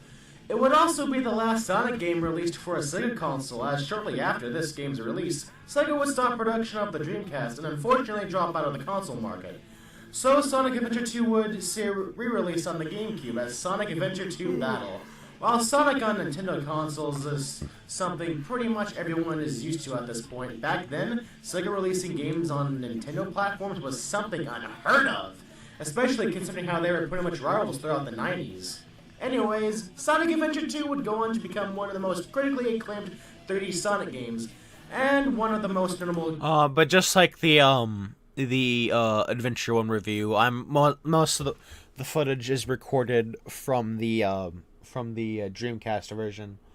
Although with most of the Chow Garden gameplay, I got that from the Battle port on GameCube, so games in the series. Of course, just like its older brother, Sonic Adventure 2 would be the subject of an opinionated pendulum shift, with it being looked at in a more negative light. Many say it's overrated or the first bad Sonic game. Because if you didn't say that about the first Sonic Adventure, you might as well say that about this one. And, as you can imagine, this pretty much stems from fanboys leeching off the opinions of popular internet personas. Because, after all, the gaming community sure does love its... Imagine, this pretty much stems from fanboys... I think it's funny that this, it came out so much longer after the whole scandal revolving around Pro Jared. Yeah. I think... I don't know, I never saw his fall. I never saw his video response to that whole thing. So I don't know if he was like all I know is that from what I seen of like the whole drama, there was like no innocent party at all. I mean, that's what I would assume. Like that just both sides were just terrible. Boys leeching off the opinions of popular internet personas. Because after all, And look, there's my little visual metaphor over there. Gaming community sure does love its herd mentality. Well, whatever. I do want to mention that this game was one of my earliest memories with the series, and while I can't say that this was the first Sonic game I've played, I can confirm that this was the game that got me into Sonic to begin with. But that was 9 years ago. Now, when it comes to games from my childhood, many of them, even though they hold a lot of personal nostalgic value, don't hold up very well, and the nostalgic value is just a novelty. Now, granted, there were also games that were nostalgic, but do also hold up as well. Pac-Man World 2 and Mario Sunshine come to mind. And then there's the Bionicle game, that if my memory serves me correct, is probably the worst game I've ever played. Even I mean, the Or- Bionicle or game one of isn't the that, worst. that bad. It's just kind of mediocre. I need to Huh. reevaluate that at some point. You know, again. Yeah, I think Bionicle Heroes is like a way better game in my opinion. Right. Well, the Bionicle game, you know, I'd say it was like a lot of like wasted potential on its own like merits, or you know, maybe it was like doomed from the start. Probably was, but I don't know. It's a bad game, but it probably is not one of the worst. That's probably hype. I was probably being hyperbolic about that, you know. Probably, I don't know. Sonic Adventure is a nostalgic game, and I can definitely point out some issues that game has. I still like it a lot, and I can also point out things it does right that make it a good game to me. But you get the gist of it. So, looking at Sonic Adventure 2 on an objective standpoint, does it hold up? Well, after replaying the game for this review, and to get footage as well, I can definitely say Epic JoJo reference, guys. yes. Yes, it does. In fact, I might as well get to the point I wonder if you saying that watched so JoJo. far in my reevaluation. I've only really watched like the entirety of like the first part, which was like I think like the first 8 or 9 episodes. I still need to like watch part 2 and 3, you know, at of the some Sonic point. series, this may be my favorite 3D Sonic game, if not, then at least one of my favorites. Now, before you roll your eyes and click on that back button, give me a chance to explain my point of view, as I have many reasons to contribute to this outlook, starting with the story. The plot goes as follows. Eggman infiltrates a military base in search for a secret project made by his late grandfather Jared Robotnik, when he then stumbles upon Shadow, a life form created by the previously mentioned scientist. Shadow seeks revenge on humanity after an event that took place 50 years prior, resulting in the death of a close friend. Shadow then informs Eggman to meet him on a space colony Ark. Shadow then goes on to steal a Chaos Emerald from a bank, to which the government confuses him for Sonic. The military then arrests Sonic, but then Sonic escapes the military's confinement, only to then come face to face with Shadow. But before Sonic can get any smack out of Shadow, Shadow uses the Chaos Emerald's power and a technique known as Chaos Control. This Overpowering Sonic's plot speed and description then is walking so away. long that Sonic I is left to tried be to arrested speak once as again fast and as taken to possible Prison Island. Meanwhile, to, Knuckles and you know, Batman just and get it Rouge out of fight the way. over the Master Emerald until Yeah, Eggman Sonic Adventure finds 2 had a access very away from complex them, plot. Oh, forcing yes, Knuckles to most use the Master definitely. Emerald, Same went for the resulting in first both game, searching but for the Sonic Master Adventure 2 Emerald just stars. is even more deep with its Also, stuff. Rouge goes on to join Yeah, I Eggman agree. in Shadow's cause as an ally, only for it to be revealed that she's a government agent sent out to spy on them. Knuckles also goes on to join Sonic's team, but that's to be expected. Tails and Amy arrive on Prison Island in an attempt to rescue Sonic from imprisonment. Eggman, Shadow, and Rouge are also on Prison Island in search of the Chaos Emeralds, but they don't do it without setting up bombs, eventually forcing the two parties to escape, before the island eventually blows up. Eggman then uses the Ark to destroy half the moon in a demonstration. I regret making that reference so Yeah, I was much. expecting that reference too when Nah, I first saw it. no, I was like, yeah, you gonna do it? I- Yeah. Yes, I regret that so much. The whole world in a shock and terror, leading Eggman to demand control over the world. Well, Oh, look, it's my... Wait, hold on. Wait, hold a on. shock and terror, Wait. leading Eggman to demand control over the Look, it's my current Discord icon. world, while also setting up a timer till Earth's destruction. Based on Sonic, the Tails, moon. Amy, and Knuckles are now brought into the limelight to take on Eggman's scheme once more, bringing us back to that classic Sonic and Friends versus Eggman motif we've come to know since day one. That is, however, until the very end where the situation drastically alters, to which both parties have to join forces, but we'll get... I will say that that whole meme, I think it kind of like, I wouldn't say it ruined the levity, or I don't know the proper term to use. I think that like that original like scene, like just the original version of that scene, not the memed one, but like, you know, from the actual game, it like, you know, was a scene that like had a lot of impact on the story, and, you know, was a good new demonstration of like Dean Bristow's acting ability. And, you know, it's kind of sad that it's kind of been nowadays reduced to that, oh, it's the Eggman pissing thing, you know, whatnot, ultimately. I'm not mad about it, but at the same time, do you think it's kind of, you know, unfortunate? Because, again, it's a good scene. It's, even though it shows what, like... it shows how much of a threat Robotnik is, you know, something that, you know, modern Sonic games tend to forget sometimes, even though Forces tried to, you know, have like a more, and to some degree Lost World did, even though that game was inconsistent as hell. But that later. And that's my basic yet long-winded summary of Sonic Adventure 2's plot. Sonic Adventure 2's story on both a conceptual and execution standpoint is really good.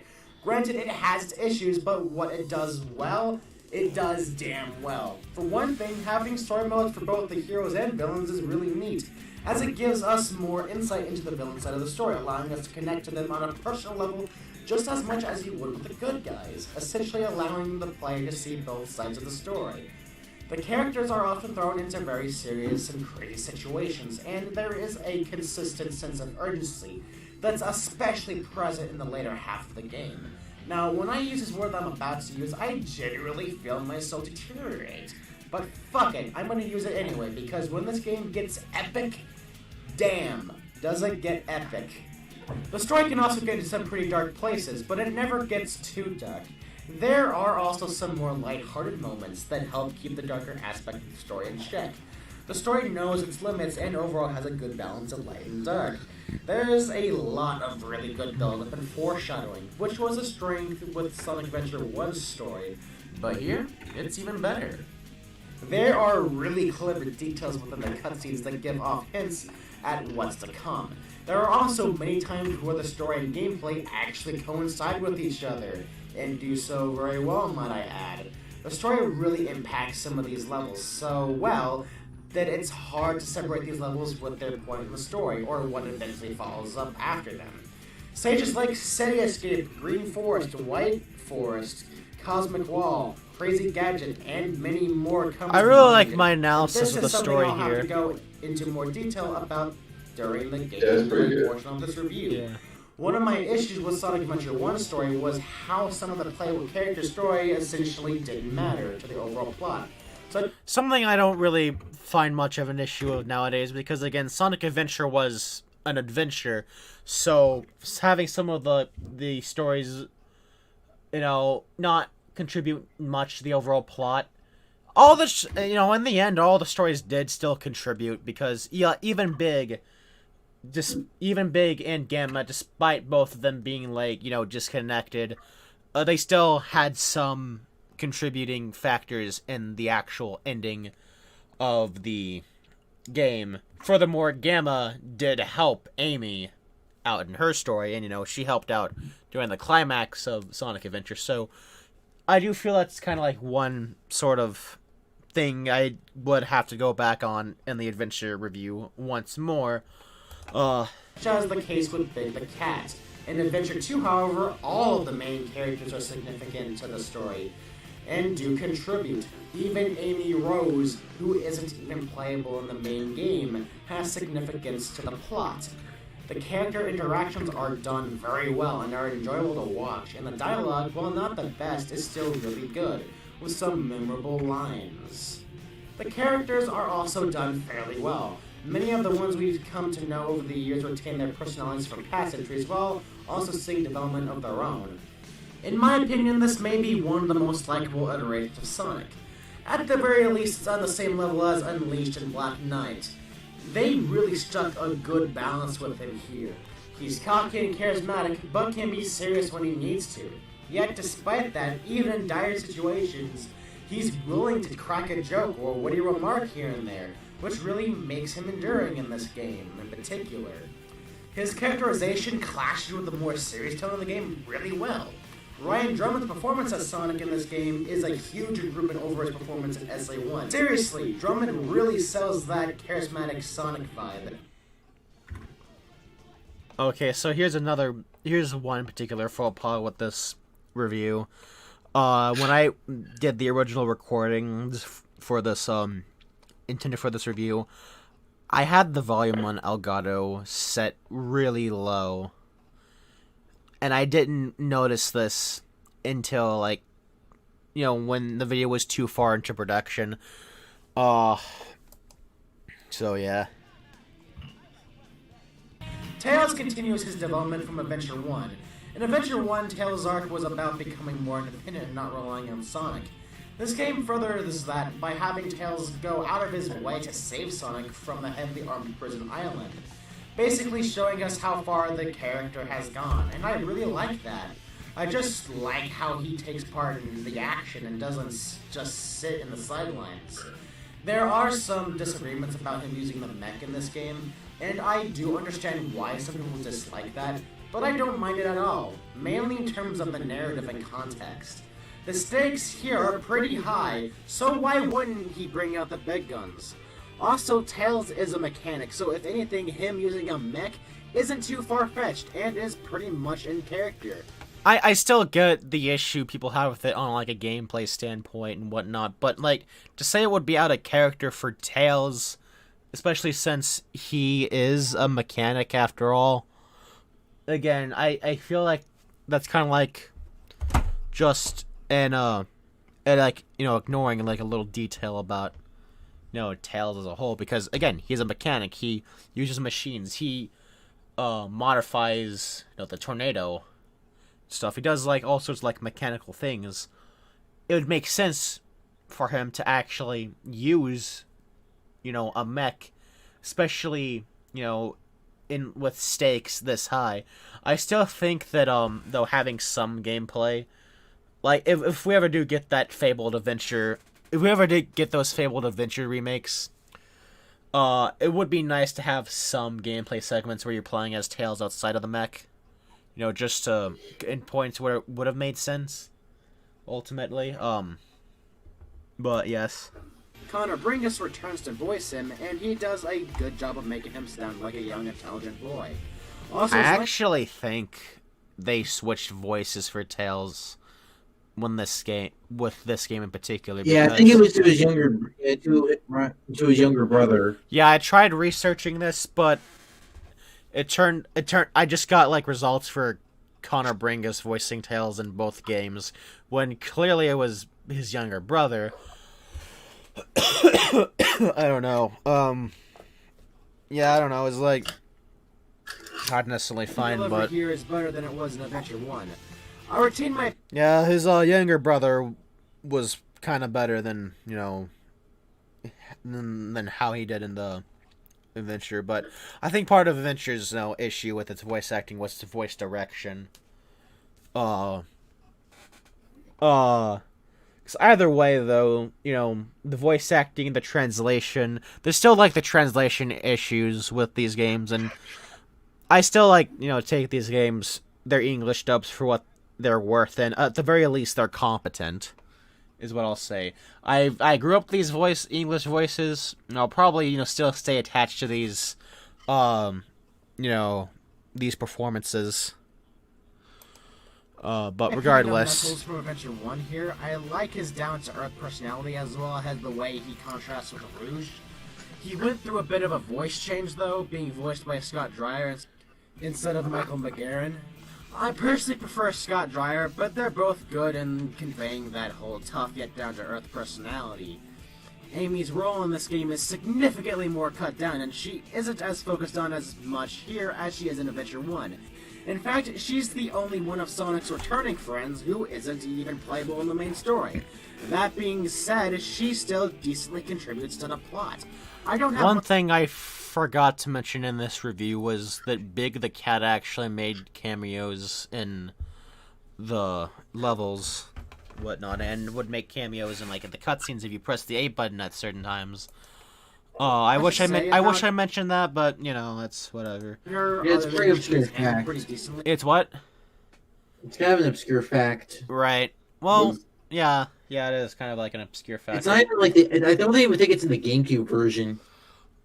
It still was in the GameCube version because I remember distinctly the first time I saw it. I remember I was like just like, you know, watching a cutscene. I was like pushing the A button for like whatever, like I guess like a fidgety sort of thing that I tend to do, whatnot. And then I saw Big come out. I was like, whoa, what was that? You know, well, no, it kind of spooked me, but you know. And Jennifer Dullard might be the best voice she's had, in my opinion. Being able to convey that cutesy personality without being too obnoxious with it. But then you have Eggman. And oh boy, this might be my favorite version of Eggman. He's an absolute badass and an intimidating villain. One thing to note about him is that he takes a more direct action in this game than he has in any game before or since. One of the things that helps contribute to this is that this is the one and only time Eggman is playable in a main series Sonic game. Him being playable helps to further this direct approach to his character. As a villain overall, he works so well. He's very menacing and threatening, but not just because he sounds threatening and menacing, but because his actions exemplify that. This is one of the few times he comes close to killing Sonic. To further elaborate, during the Space Colony arc section of the story, Eggman captures Amy and has her at gunpoint, threatening to kill her unless Sonic hands over the Chaos Emerald. However, being suspicious of the emerald possibly being fake, and Sonic's almost cocky-like willingness to hand over the emerald, he traps Sonic in a capsule, catching Tails off guard to the point to where he asks Eggman how he knew it was fake, basically manipulating Tails into revealing that it's a fake emerald. Then, once acquiring this information, he then sends the capsule that Sonic is trapped in into space, with it set to detonate and kill Sonic. So, basically, he utilized his 300 HQ. Yeah, I really love this scene, mainly due... I wish we had more moments like this in modern Sonic games, just gonna say. We kinda had that in Unleashed, I'll say, but... to its overall dramatic tension, and it really shows off how much of a great villain Eggman is. And that's not mentioning all the other crazy shit he does. Breaking into a heavily armed military base by himself, orchestrating a bombing on the entirety of Prison Island, and using the Eclipse Cannon to destroy part of the moon while broadcasting it to the world in an attempt to make a point. Yeah, he isn't screwing around this time.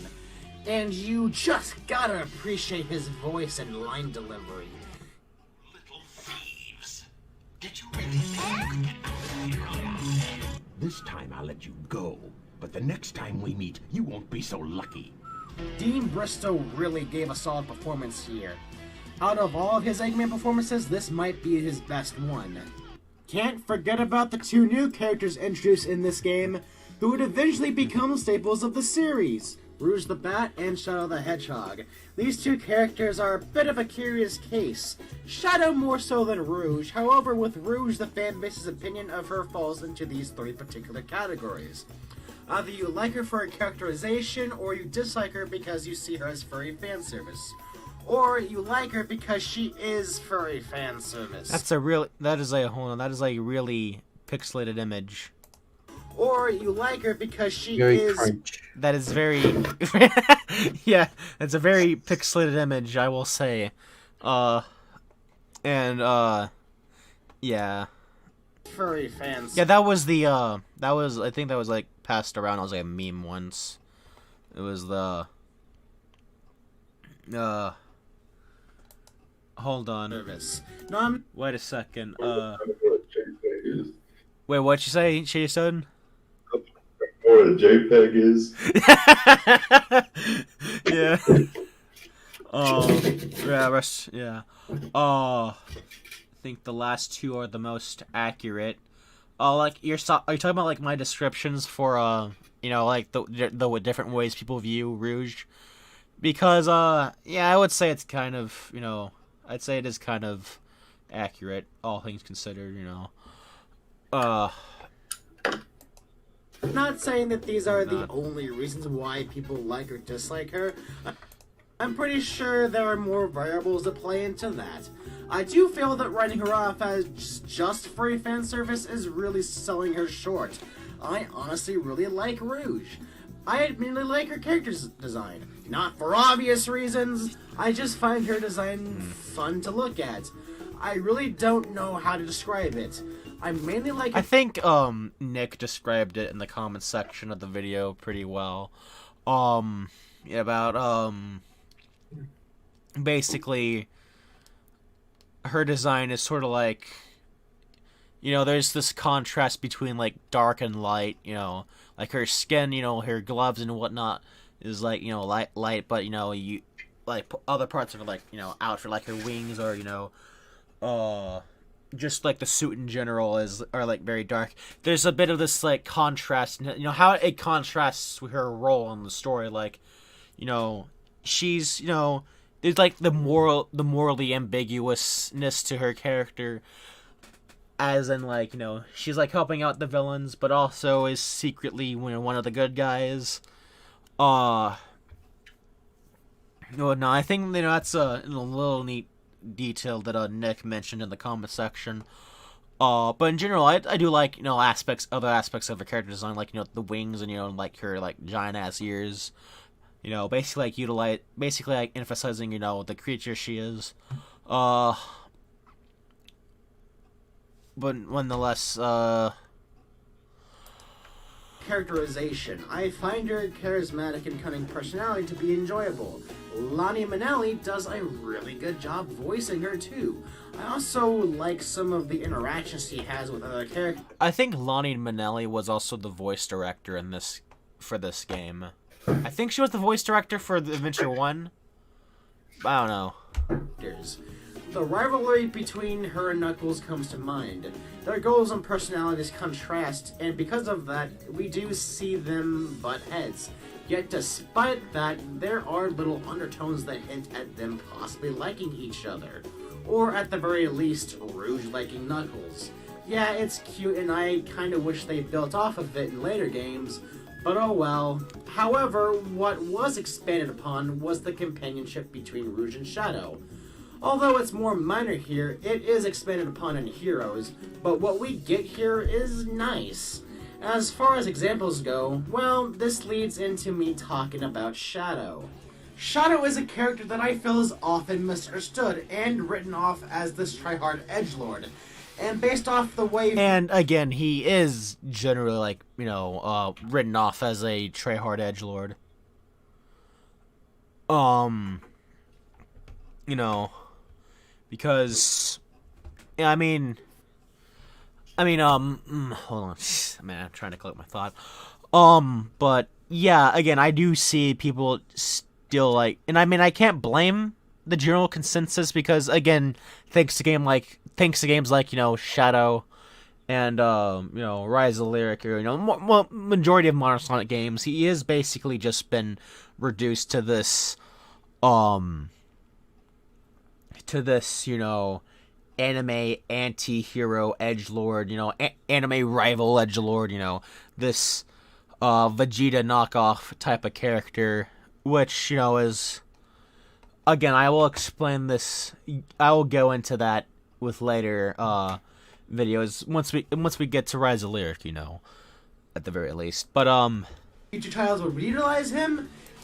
That's what people have generally been saying, a Vegeta wannabe, which, again, I feel is extremely inaccurate because Shadow has no original parts of his character. Shadow was more...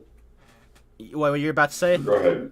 No, you're about to say... That was more unique in Adventure 2, because, like, he had a reason to be, like, all this stuff. Like, been through so much, and you feel for him. I would say... He's kind of like...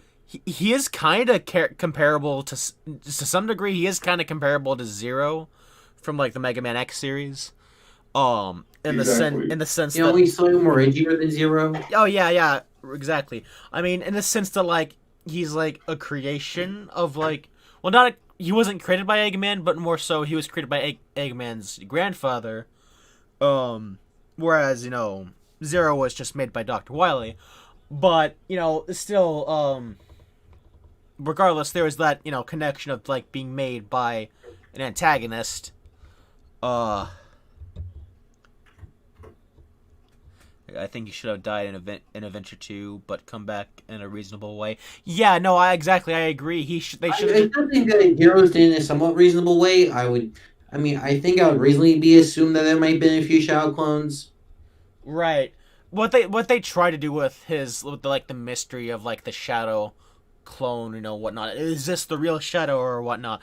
I think that was, like, a good concept. It was butchered so bad in Shadow. Like, Adventures, like, Heroes set up something, and then Shadow was just, it just crashed that train, But regardless. It's honestly not hard to see why one would think that. But there's a lot more to this character than that. He easily had the best development in the whole game, and an overall compelling arc. His life, Yes, Nick, they did threw it away. Or, as one would say, they threw it all away. Get it? Oh, his existence is Get that of it? a tragedy, having his earliest memories involving him witnessing his close friend Maria Robotnik being shot to death by a gun soldier during a raid on the space colony Ark that was started because of Shadow's very existence. This left him traumatized, so much so that he swore vengeance against humanity as a whole, and was willing to help Eggman with his goals. So already we have a character with a well-defined motivation. But there's also the variable regarding Gerald. Okay, I must say, in general, like, this... Hold on. Goals. So already we have a character with a well-defined motivation. Okay, this particular shot, I just really like the cinematography in this game. Just like the way it's, angled and shot, and like the way the camera moved to focus on his hand, You don't see cinematography like that in, like, a modern Sonic. Oh, you never see any cinematography like that in, like, any game after, for that matter. Maybe Unleashed to some degree, but, like, definitely wouldn't say that in, like, Colors or Gens or whatnot. But there's also the variable regarding Gerald Robotnik, as it's revealed later on that he escaped Gun's custody and went on to reprogram Shadow's memory of what Maria wanted. As a way of ensuing, he carries out Gerald's plan of revenge against humanity before eventually getting arrested again and executed. This brings to light a question regarding Shadow as a whole. Are his actions truly self-motivated? Or is he simply a pawn of Gerald? Well, the truth is... I think I hear, like, in this audio recording, I hear, like... I'm not sure if it's police sirens or ambulance sirens, but I hear it. I think, like, when I made this... I think there was, like, an ambulance sound in, like, the background. Well, not like my microphone must have picked it up. I don't know. It's just like a little auditory thing I noticed. I do, like, live very close to a hospital, so, Well, that's an interesting fact. Yeah. So sometimes I tend to hear, like, sirens go off. His actions are self-motivated, but he was lied to and misguided. Brings me to mention a certain aspect of Shadow's character. Now, yeah, Shadow is the stone-cold kind of guy who would be willing to curb stomp and spit on anyone who would get in his way, while also calling them a bad name. But really, the core of his character is, well, friendship. And this isn't just shown through his motivation to get back at humanity for the death of Maria, but also through his loyalty to his comrades. During the segment where all the characters had to escape Prison Island before it got blown up, Rouge ends up getting trapped inside a base, and Shadow senses that she's in trouble. And there's a little bit of a post-editing note there, so... And despite Eggman yelling at him to get off the island, he still goes out of his way to save her, basically risking it all. Lastly, we have his redemption. During the final story, Amy crosses paths with Shadow and tries to talk some sense into him. This triggers Shadow's real memory of Maria and the true request she had given, to protect humanity. And in a sudden oh shit moment, Shadow goes to help Sonic save the Earth from destruction. Thus, we are shown a much more joyful Shadow. One who is if a giant weight is lifted off his shoulders. His story ends with his sacrifice for the greater good, and yeah, Shadow's arc in this game is great. And it's a complete one too. It would have been perfect if he were to have stayed dead here. However, Sonic Team was well aware of the fanbase's liking of Shadow, so they decided to retcon his death here and bring him back for Heroes and other subsequent titles. I don't mind this decision too much. They did try to give... I don't mind it in the sense that there was an attempt... Because, again, I like the character enough that I wouldn't mind seeing him more, but ultimately, you know, just...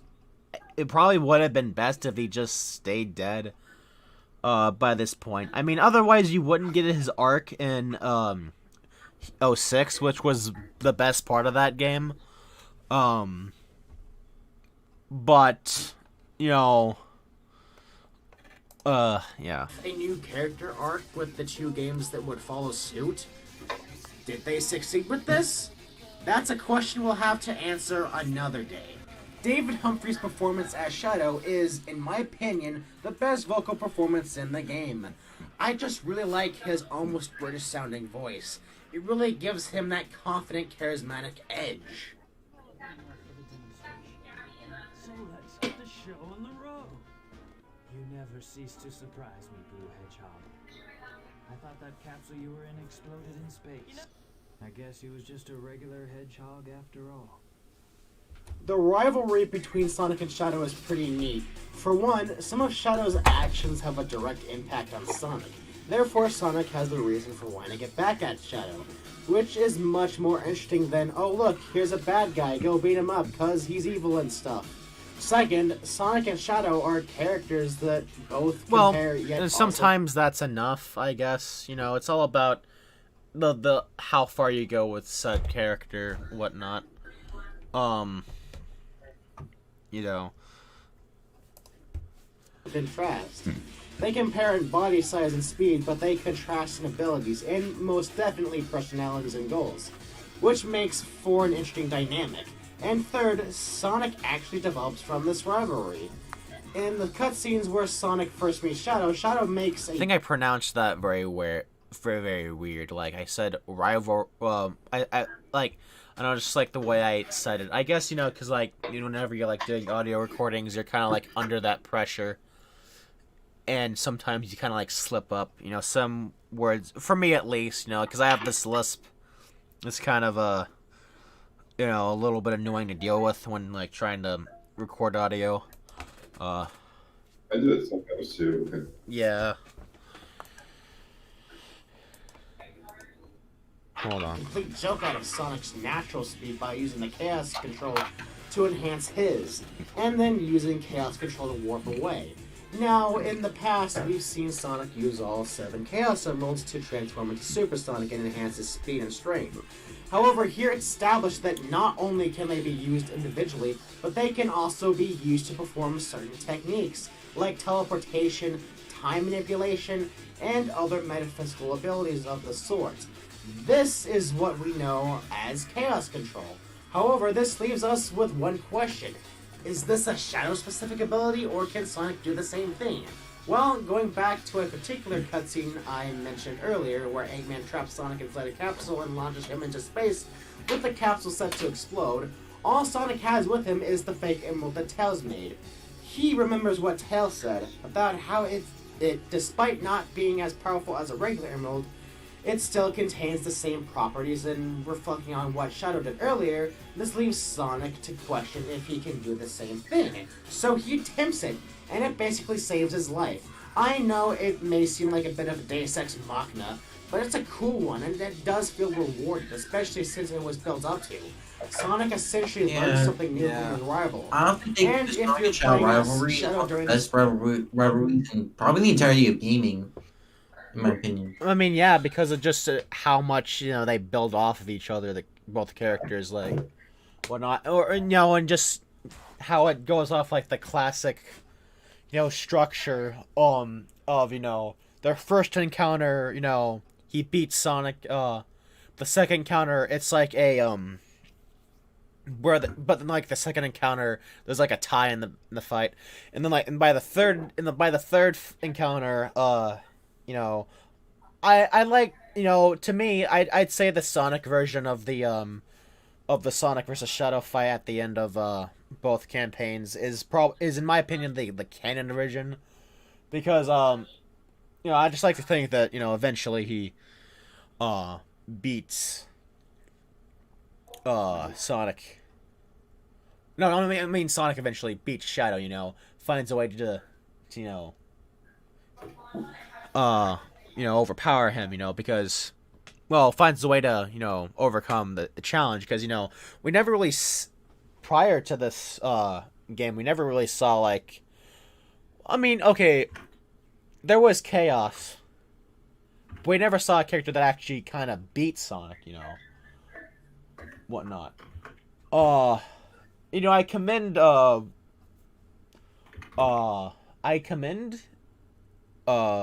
Forces for trying it, even though it kind of fell flat. Again, I gotta save a lot of what I want to save about Forces for when I eventually talk about it in the in-depth,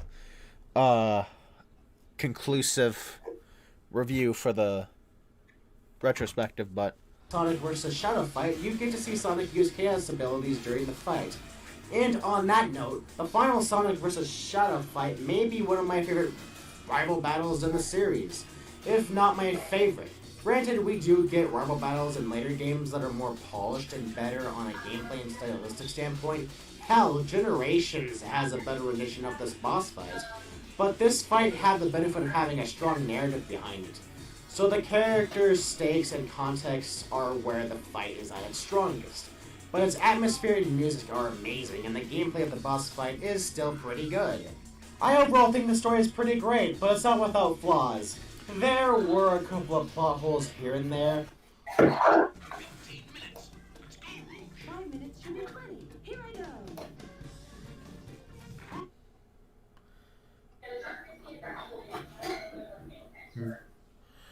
that's not even the worst plot hole there, because you know, Rouge is like affiliated with, you know, the gun military, and but she's also like takes a part in the destruction of, you know, Prison Island, which, you know, seems kind of strange considering, you know, she's a part of gun in of itself, unless, you know, it's an insight, unless, you know, they were willing to make unless, you know, the gun general, whoever it was willing to make sacrifices stuff. I don't know. Again, I'd say that's probably one of, like, the worser plot holes. Or, you know, speaking on the subject of plot holes, it's kind of odd how Prison Island is even a level than Shadow the Hedgehog, despite having been destroyed in this game. But, you know, we'll get to that. But they were mainly when we get to that, you know. Plot holes that hold no real significance over the events that take place. However, there are a couple. I still don't think the plot holes are nearly that bad as people make them out to be.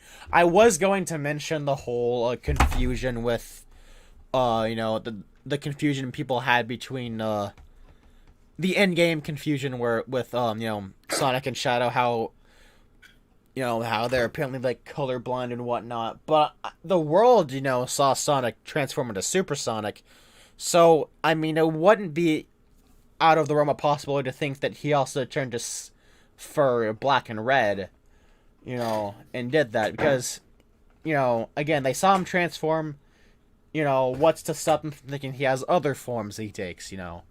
So, again, and points that are, and just, you know, Shadow resembles Sonic to a degree, and, you know, Shadow is just can be as fast as Sonic, so in that instance, it would make sense why, because they'd probably see like a little outline, see like, you know, a little remnant of him and going fast and think, oh, was that Sonic? You know, someone resembles him.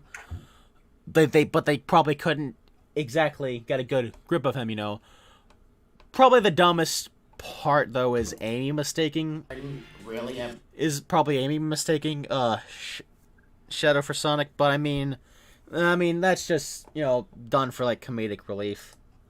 Explain. I don't know. And here is some of the other things that I picked apart of the plot. That, again, things were just not explained, but again, I assume they were probably like cut content. Yeah, in general, some aspects of the plot are messy, but the good definitely outweigh the bad, and overall, I consider Sonic Adventure 2 to have one of my favorite Sonic stories. The cutscenes are a significant improvement over the... Yes, that is a good question, you know, Nick, about, like, how even Metal Mario and Mario are, like, two different characters. I mean, I know that was kind of... I think Smash Brothers kind of, like, started that, because, you know, in the first Smash game, you had, like, the Metal Mario fight. He was, like, basically his own character. Whatnot. The ones in Adventure 1. Though I will admit the motion capture animation tends to look odd, but I do like a lot of the animations here, and overall, I like how expressive the characters can be. To be honest, I prefer the animation that's present here as opposed to the rather static animation in modern Sonic games. And to add on, the cinematography here is surprisingly pretty good. It does a good job at establishing the mood and atmosphere, and overall adds to the game's personality. One thing I have to heavily criticize, however, is how terrible the audio mixing can be. Is everyone alright?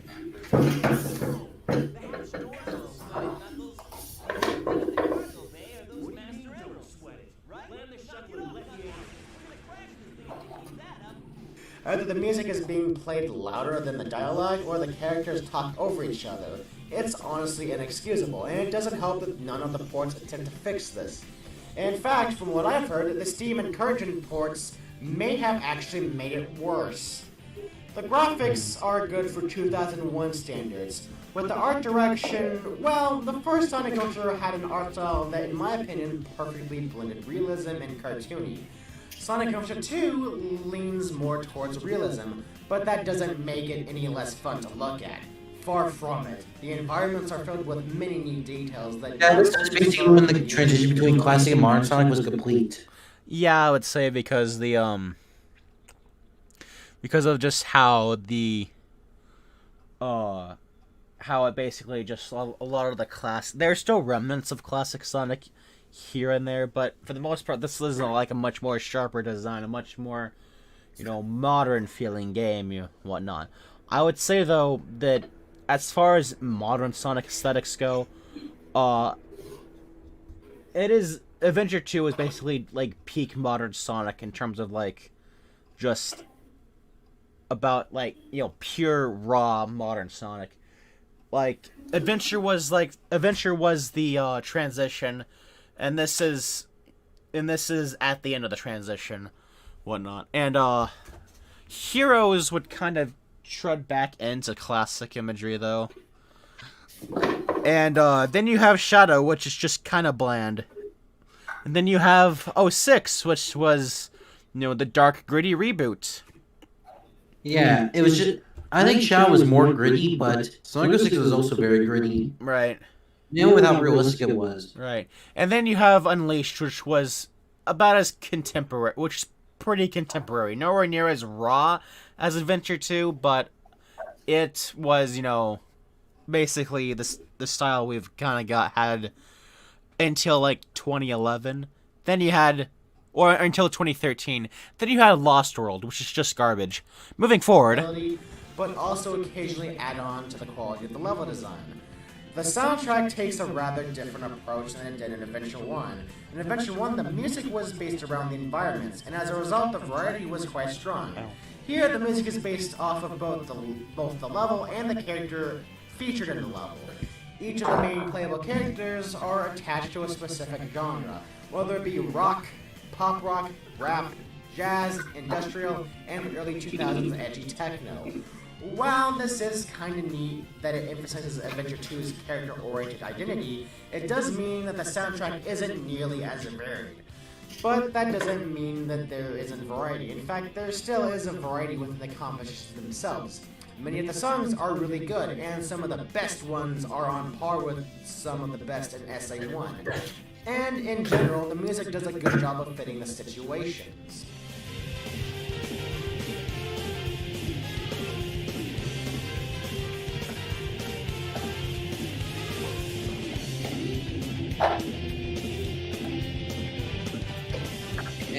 Anyways, what's I'm your gonna. favorite song Adventure 2? Oh, what? What's your favorite song Adventure 2 song? Oh, that's a tough question, honestly. Like vocal or like state or like non-vocal. I think either one. All right, well, non-vocal, probably Live and Learn. Either that or the supporting either that or supporting me. As far as stage themes or like non-vocal themes go, it's a tough question. There were just like a lot of like really great ones I could think of, like Mad Space. Well, no, not Mad Space. I think it was Mad Space. I don't know. It was that one Eggman level. It was the one where it was on the rails. I know I mentioned it in this review, but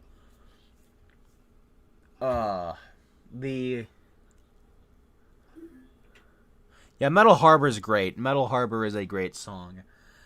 And I also really like the intense nature of like Final Rush.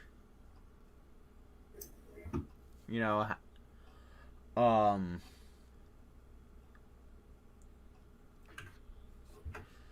I like a lot of the Tales themes.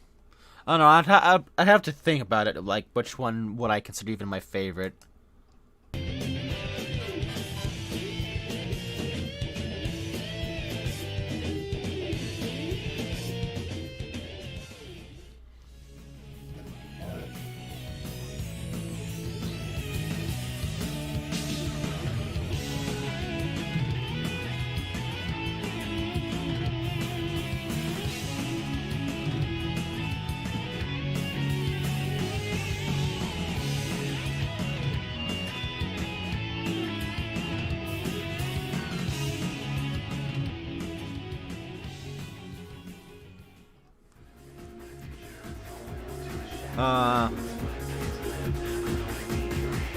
I don't know, I might as well just let this play through since I was gonna like fast forward through it, but I kinda like got lost in the music, so. Yeah, the music's pretty good. Yeah.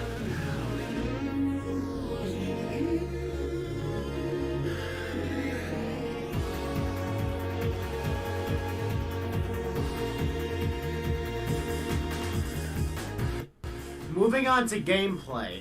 In Sonic Adventure 2, you'll be controlling 6 different characters, similar to that of Adventure 1. However, unlike Adventure 1, where each of the 6 characters have their own Mission playstyle, Street is really in Adventure good. 2, there are only 3 playstyles, with each one being shared by 2 characters. Speed levels for Sonic and Shadow, Run and Gun for Tails and Eggman, and Treasure Hunting for Knuckles and Rouge. To correct something I said in my Adventure 1 review, I referred to that game's method of multiple playable characters as fundamentally flawed, which is honestly closed-minded of me, as a system like that can work. And here's in the terms of part both where gameplay I and realized the storytelling. mistake I made Sure, in the it wasn't Adventure perfect, but it did review, add but another layer of oh mystery shit, to the oh shit, oh okay, I plot and I made saw the like visiting the screen environments froze for a interesting. second there. It overall added a layer of depth to the game's world. With that said, where Sonic Adventure 1's system worked on a basis of interconnectivity and uniqueness, Adventure 2's system works on a basis of variety and Okay, the Knuckles themes are also just really good too. You know. refinement. While at a glance it may seem like a downgrade, to cut down the amount of playstyles, this approach actually turns out to have some benefits. This allows enough time and resources to take the playstyles that worked and add a lot more depth to those playstyles and by extension the levels based around them.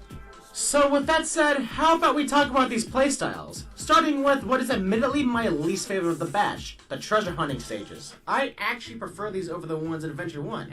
They control way better, feeling a lot more smooth and natural. The environments here are also fun to explore, especially with all the neat set pieces. Not to mention, they also take good use of Knuckles and Rouge's. Yeah, I totally get preferring the SA1 treasure hunting stages. Yeah, they do. Yeah, they were more open. Right. Well, I mean, I'd say these ones are more open too, because you know you never got levels that were as big as say Pumpkin Hill or the one Knuckles stage. Was it Mad Space? I think it was called Mad Space. Or no, that was Rouge's stage. It was I don't know. I think I mentioned it in this review, but yeah, I think again, the one in Adventure 1, the Adventure 1 treasure hunting stages and the Adventure 2 treasure hunting stages, they both have their strengths and weaknesses. So I'd say they're on par with each other. I'd say for one thing, Knuckles controls way better in this game than he does in Adventure 1. Hold on.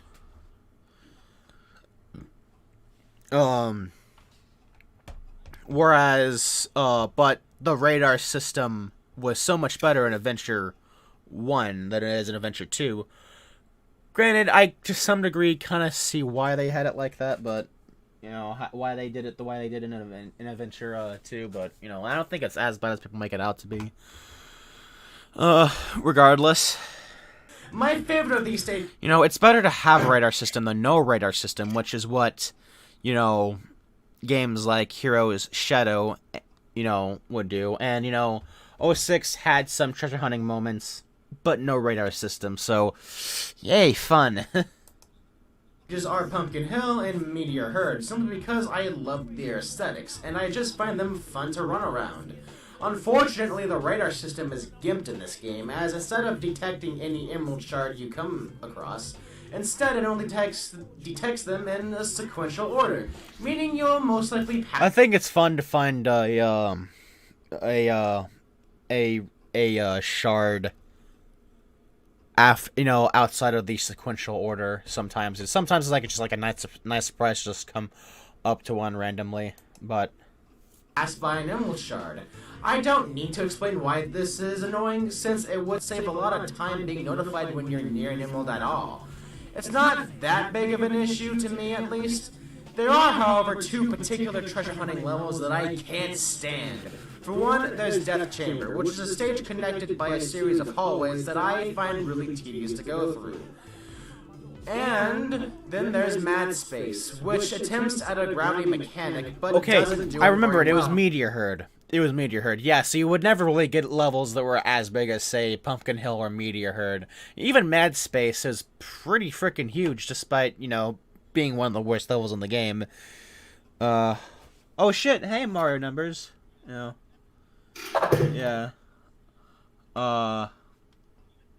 No problem with being late, you know. You can join in at any time, you know. Go out at any time, you know. So yeah. And is overall not that fun of a level. But I still consider the treasure hunting stages to be pretty good, and I overall give them a B rank. Oh, okay, so this is the part I like so this is a little detail I really like about this review, where I ranked each of the gameplay styles from, like, you know, from using the actual game's ranking system, you know, of A, B, you know. I you know, like, A was, like, the highest, because, you know, this is going off of SA2 sort of ranks.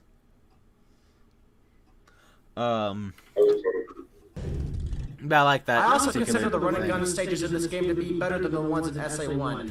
However, I'll be the first to admit the controls here are admittedly worse. Gamer's controls were smooth as butter, whereas the mechs here are pretty clunky. Although, theoretically speaking, it kinda makes sense why, given the design of the mechs themselves. The controls aren't necessarily too bad, and it is possible to get used to them. Just like in Gamma's levels, you want to get as many lock-on chains as possible, and in that regard, the enemy placement is overall really good. Whether they're used as an obstacle or as a means of trying to get a high enough enemy's chain. Or, you know, both. Getting to lock on and blow up a bunch of enemies in a row is super satisfying. The platforming in these stages are also super well done too.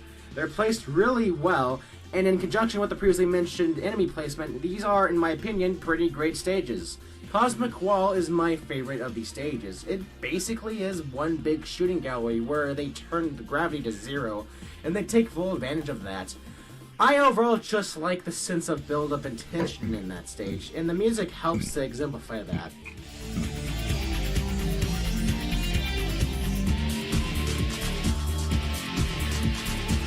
Oh yes, the music moment. Gotta have that music moment. Overall, I give these stages an A rank.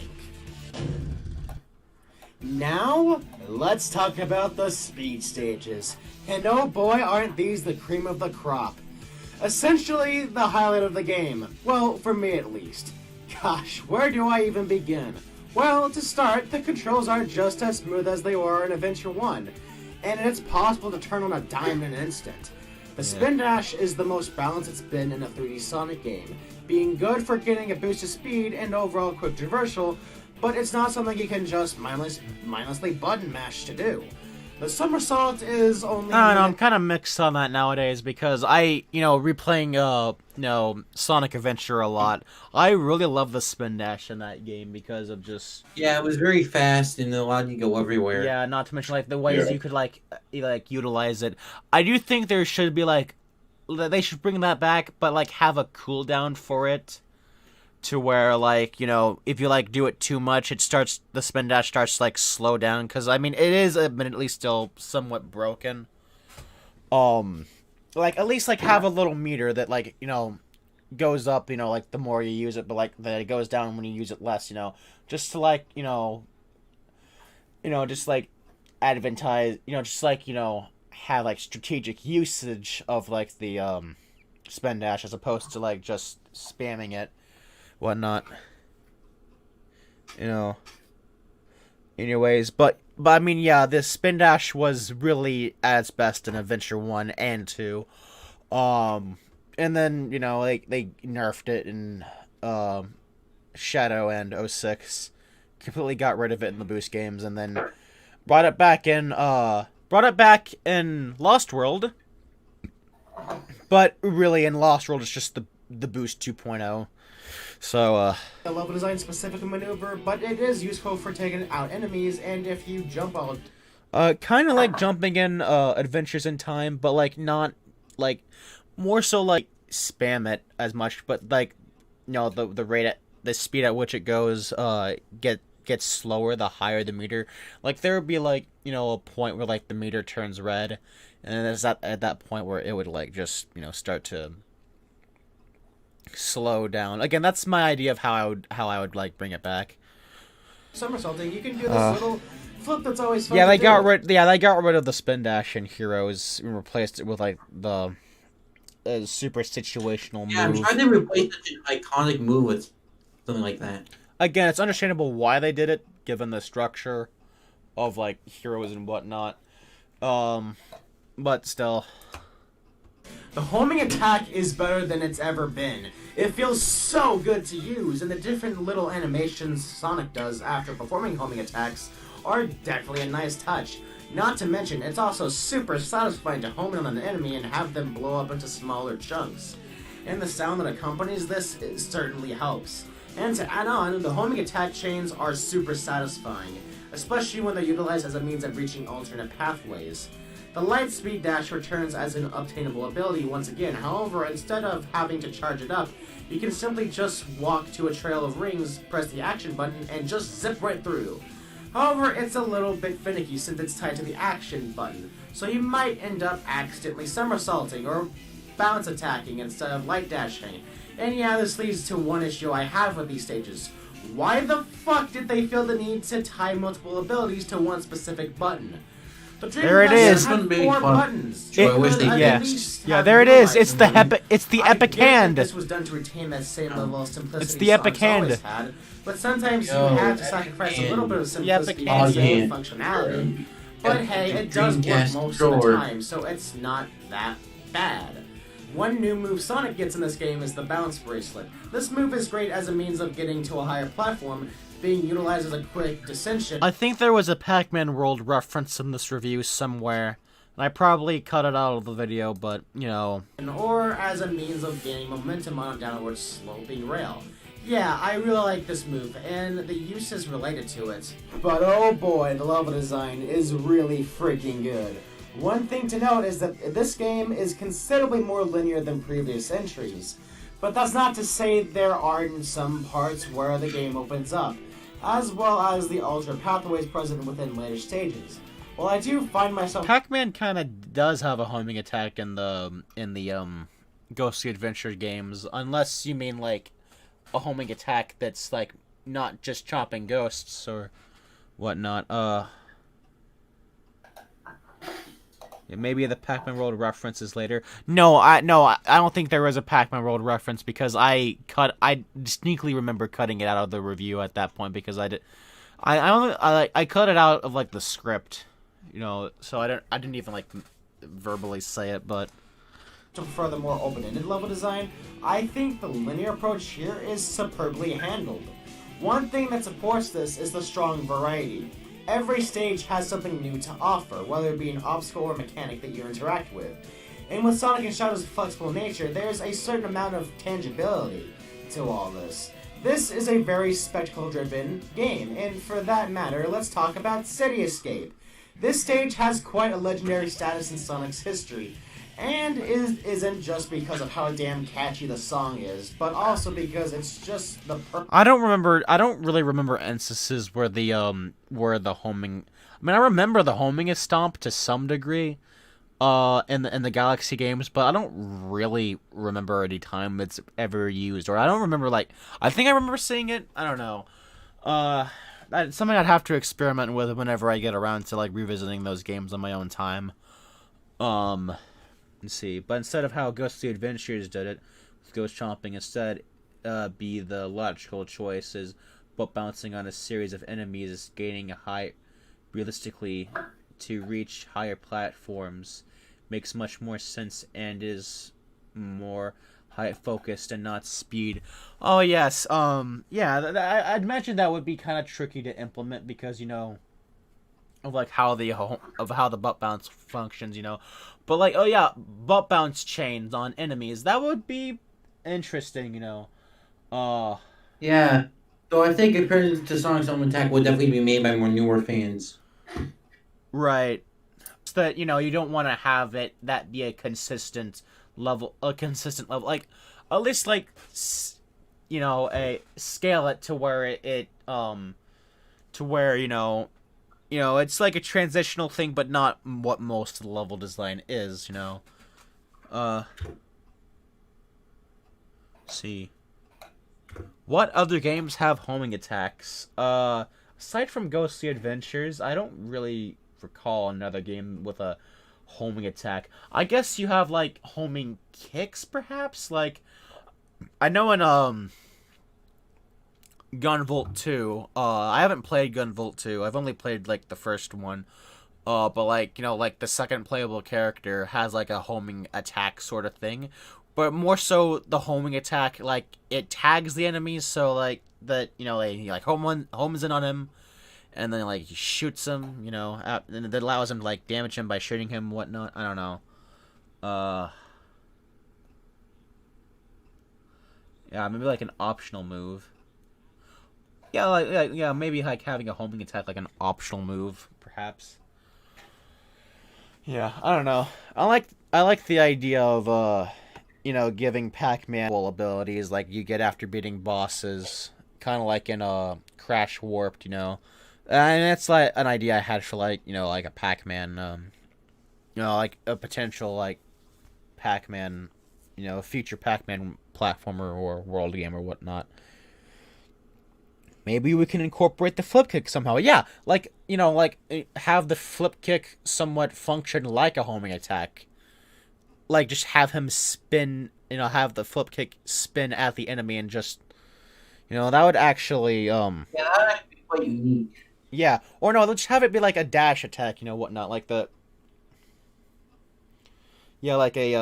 an aerial dash to some degree, like have it be like the spin attack and like zero spin attack in Mega Man X4, where it's just like a continuously spinning, spin kick. Yeah, that'd be a really neat idea.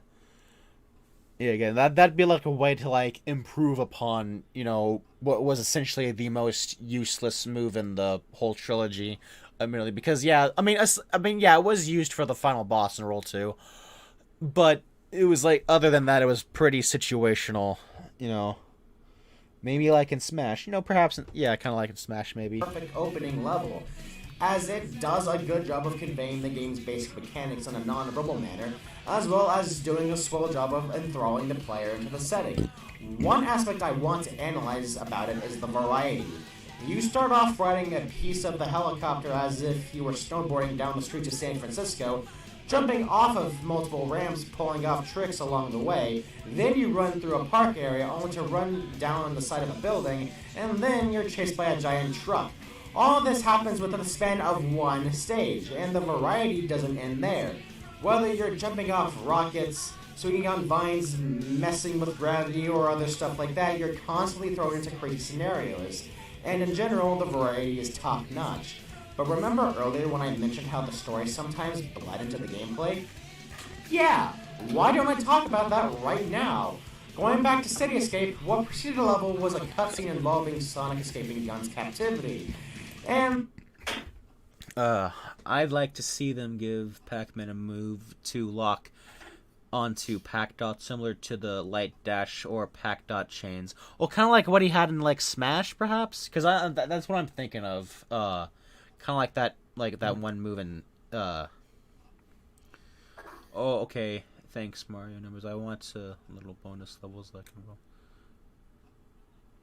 Yeah, that's what I'm thinking of. Like a Pac Dot, a summoning a Pac Dot trail like in Smash, because I think that'd be like a good way to like utilize the Pac Dots and like because again, finding like ways to use Pac Dots other than for like 100% completion or like just for the sake of points, that'd be an interesting idea. Like just have the Pac Dot, just like have the Pac Dots, function as like a currency for or not, or at least a stamina for certain abilities. That'd actually be an interesting idea, the level has Gun's forces constantly pursuing Sonic. That includes the previously mentioned truck. Or how about Crazy Gadget, where Eggman is taunting Sonic over the Ark's intercom, threatening to kill Amy if he doesn't arrive on time with the emeralds.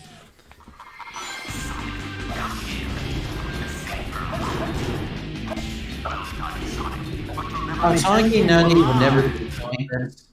Wait, what? A Sonic game nowadays would never do like this. Right, yeah, because just like having these, like, again, you wouldn't really get, again, it seems like they, Forces is basically, it wants to be SA2 so badly, but it forgets all of, like, the nuances of Adventure 2, all the things that made that game, really good, because, you wouldn't see anything like this in a modern Sonic game. You wouldn't see, like, have levels actually have like the story tie into levels to this degree. This kind of expanded off of. In a way, this is kind of like an expansion off of some of the things that Sonic 3 and Knuckles did by having the story integrated into the gameplay. This like feels like the natural evolution of that. Looking at the chat again. Remember that one stream I told you guys I had the item shop ideas for World 4 and the Pac Dots will be the currency. Oh yeah, I remember that. Okay, perfect talk. Okay, real talk. City Escape is the perfect level in a video game, and its design philosophy is truly amazing. Yeah, I totally agree. Yeah, again, there's just like so many details about City Escape that help it to be like a really strong level. like both in terms of like on its own merits and in terms of, like the rest of the story and just like as like like an introductory level, like a tutorial stage, it's really great in that regard. Yes. I'm liking the ideas you're giving out for like your World 4 pitch. With that constant feeling of tension throughout the stage, with the gravity platforming section at the end having this feeling of disorientation. That same sort of disorientation one might feel with the uncertainty of their friend's fate. So in a way, basically conveying emotion through the gameplay. Okay, maybe I'm looking too far into that. I mean, that's just like a, again, that's a particular idea I had because how like, this is leading up to the cutscene with where Sonic confronts Eggman, while he's holding Amy at gunpoint, and again, the level just has this constant sense of tension that you're trying to like avoid. You're trying to get there in time to save her, but like the level ends off with this final gravity section that feels very disorienting, whatnot, and but I also kind of had this thought that it's disorienting, kind of like the stress you would feel from the uncertainty of your friend's fate, like, oh, will they be okay, you start to feel a little bit squeamish, and it kind of I mean, you would never think of Sonic as someone who would be too concerned, like he's confident enough that he knows he could save them, but there's a little part inside of him that feels a level of uncertainty. Again, I'm probably looking too far into it, and I probably looked too far into it when I wrote that, but I mean, it's a little neat little thing. Looking at the chat again, games inflicting emotion tension isn't uncommon. You have a sense of urgency. It's stressful, much like you said. I think a good comparison would be like trying to defuse a bomb in a sense. Yeah, again, I'd say that's a pretty good comparison.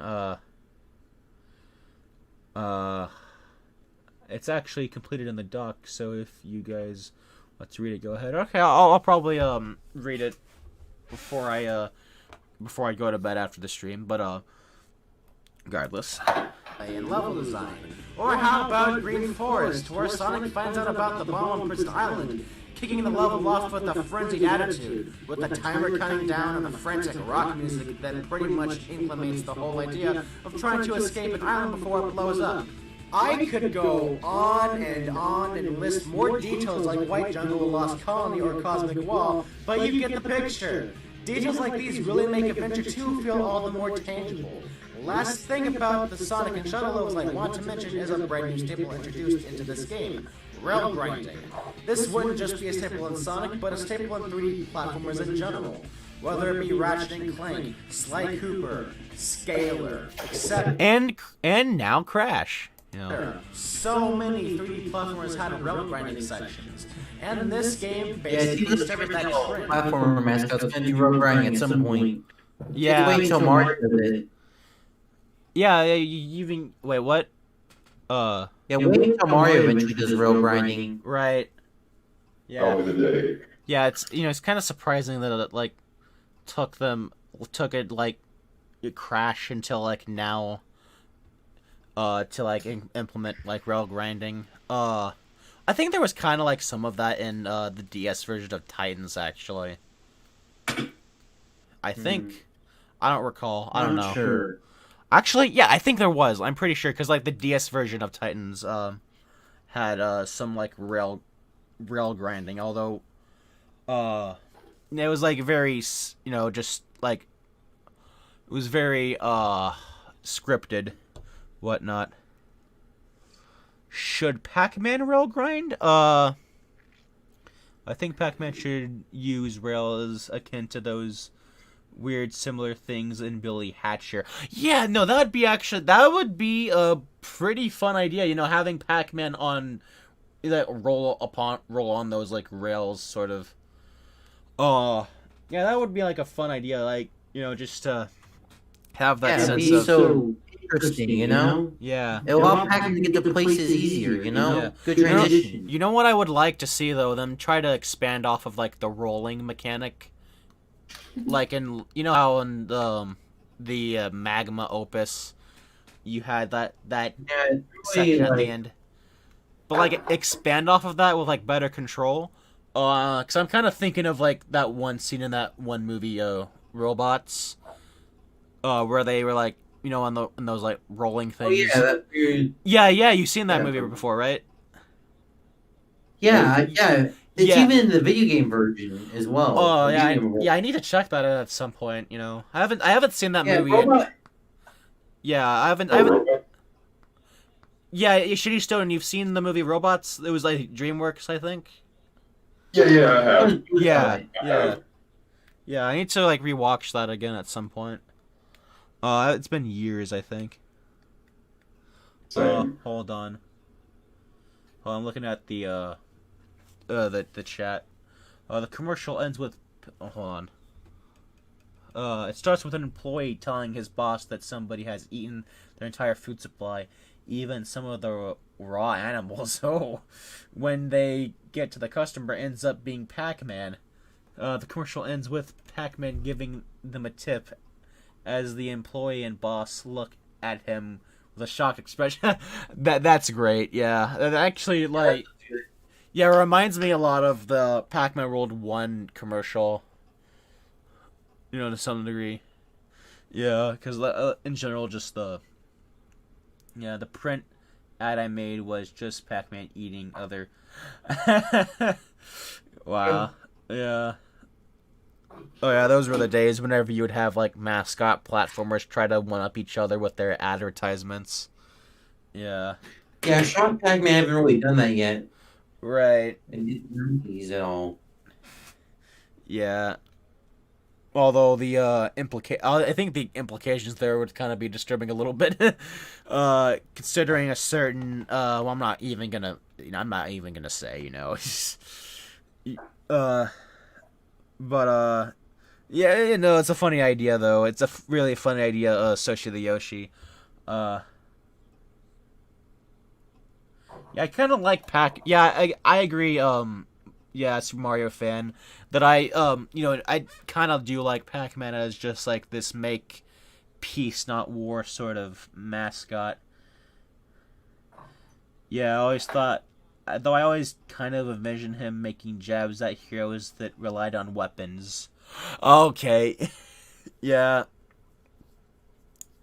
Yeah, that'd be funny.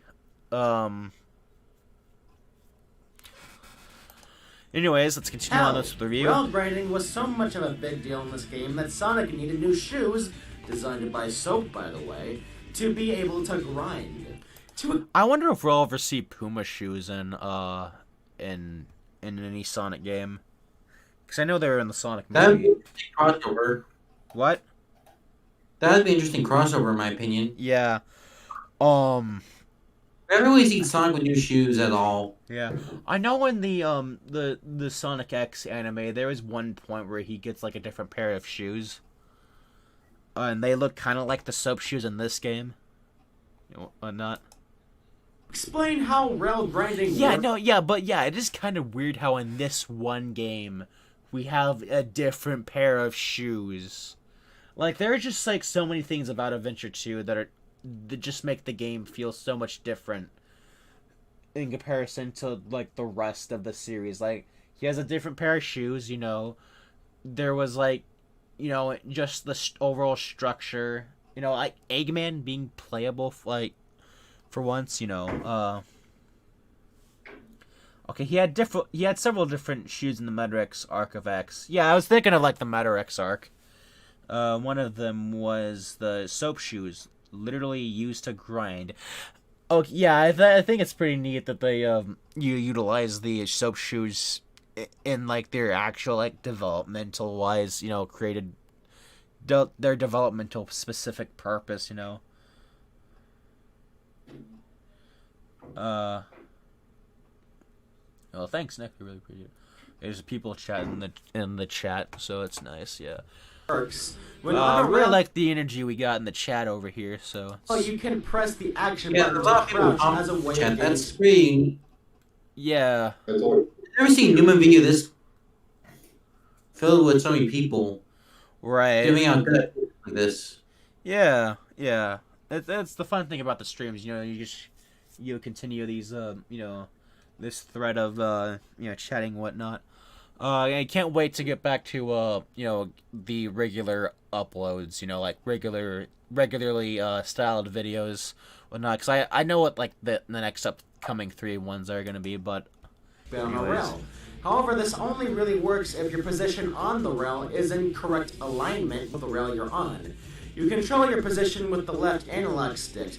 Correctly rail grinding can allow you to accumulate an immense amount of speed, and you can pull off there's the scientific talk for you. Certain tricks by jumping off the rail at precise moments. Personally, I love the rail grinding in this game. I love all the things you can do with it, and I really like how it's organically intertwined with the levels. Seriously, they put rails in places they didn't even need to. I just love that. That said, there is one particular flaw in regards to rail grinding. Rail switching. You can switch from rail to rail by pointing the left analog stick to either left or right and pressing the jump button. The problem here is that sometimes you'll completely jump off the rails because this is utilizing a button specifically for jumping.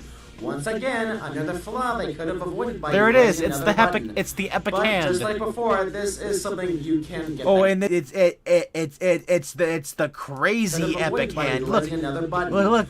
But just like Look, before, he's mad. Ooh. This is something you can get the hang of. Some of my favorite levels in this game mostly involve rail grinding. Levels like Rail Canyon and Final Rush. But Final Rush stands out as one of my favorite Sonic levels. It's full of so many alternate pathways and Hold on. Imagine a commercial opening up with typical looking JRPG nights at some pub only for Pac-Man to walk in and get a bunch of swords pointed at him, like that one scene in Tangle. Nice. And then after cutting to gameplay, we cut back to see he's pretty much owned everyone and is walking out whistling all happy. Yeah, no, I love that idea. I love that idea so much. Yeah. Yeah. Although I'm not sure if someone like Bamco would be, or if a company like Bamco would be like that humorously self-aware to make a joke like that. But I know it's like I like that idea a lot. It also introduces those vertical rails that, depending on how precise you jump off of them, you can get sent really high into the sky. And there is an entire platforming section that utilizes these, and it's just so satisfying to correctly pull off these jumps and skip a couple of chunks of the stage. Overall, the speed stages are a blast to play, and I easily give them an A rank. Now, let's talk about the one thing you've all been waiting for me to talk about. The Chow Garden. I assume that because, the Chow Garden is like a very popular thing about these games. There's even like a sub-community about it, shockingly enough. There's a what? Sub-community of Sonic and Chow Garden. Oh yeah, most definitely, yes. And like a million of videos like dissecting this sort of style. Now, I know there was a Chow Garden in Adventure 1, but the reason I neglected to talk about it there is because, well, simply put, the one here is the same, but better. Okay, I know that's not a good excuse, but still. The Chow Garden is essentially a pet simulator, with RPG elements thrown in. Throughout the stages you can collect animals and chaos drives. Both you give to the Chow to raise their stats. I remember something now, though. Getting to this point, I remember there was an entire section that I cut out of the I recorded the audio for it, but I just ended up cutting it out because the video was kind of like going on a bit longer than I wanted it to. Essentially, I was gonna talk about like how good the replay value in the game was, like talking about like the different ranking the rank, how this game like introduced the ranks and like the different submissions, as well as also like talk about the super secret final level, the secret level that being Green Hill Zone. And of course there would have been the obligatory remark about, oh look, Green Hill Zone before it was overused, whatnot. But yeah, hold on, I'm looking at this script. I mean, it's not the script, the chat. Okay, I get them mixed up. Hold on. So what's Pac-Man's most iconic attire piece? His boxing gloves. No other character besides Little Mac wore boxing gloves. They added a bunch of bonuses in SA2 compared to SA1 IIRC. I never really understood what IIRC means, or at least I remembered at one point. If I recall correctly, that's what it means. Wait, what? It means, if I recall correctly, that's what it means. Okay. I think it even kind of tied into your percentage. Oh, yeah, again, yeah. Yes. The ranking, it tied into the percentage, because you wanted to get, like, all the A ranks so you could, access Green Hill. Particularly could change the appearance of your Chow. The better stats they have, the better they perform in the minigames. Many people consider the Chow Garden to be the highlight of this game. Kirby uses Wispy Woods a bunch and people are chill about it. Sonic used Green Hill a bunch and people are mad about it. I don't know, I myself am kind of tired of Wispy Woods, I would say. Although I have to commend... I think Wispy Woods has been done more originally. Yeah, but that's the thing. Yeah, because with Wispy Woods, at least it feels different each time. Because, like the fight in in Kirby 64 was like a lot different than how it was in the other games. And then the fights, in Triple Deluxe, and Robobot, I kind of feel though that in the most recent Kirby game, Star Allies, they kind of like just doubled down on like the original style of Wispy Woods. Yeah, they seem the Star Allies version is very derivative of the Return to Dreamland version. Right. Compare that to Triple Deluxe and Flame Robot, which took very original takes on the Wispy Woods. Right. Hell, even stuff like Dreamland 3 and... Yeah. Even Dreamland 3 and 64 took more original takes than what... Right. I don't know. Kirby is a series that's always very self-referential, or at least, in its more recent titles, it's been very self-referential. I don't know. It's kind of weird, though, like, in comparison to, like, Sonic, and Kirby, because, it's all about how you go about it, I guess, because... In the instance of, like, Sonic, when every time they reuse Green Hill, it's sort of done in a bit of a cynical nature. Reuse Green Hill again, because, I mean, I guess, with Sonic, when we got into the 3D era, we started seeing, original opening levels, like, different opening levels, like, I forgot. Okay, why did I forget it? Emerald Coast. Yeah, Emerald Coast and City Escape. Now you kind of had a mix of Emerald Coast and Green Hill with Seaside Hill and Heroes. That felt like its own unique thing. Like it felt like it bared the aesthetics of Green Hill, but it also had like a lot of there are parts you whatnot. There was even like a entire island that, or a mountain or whatever, that is shaped like a whale, which is very stylistically creative.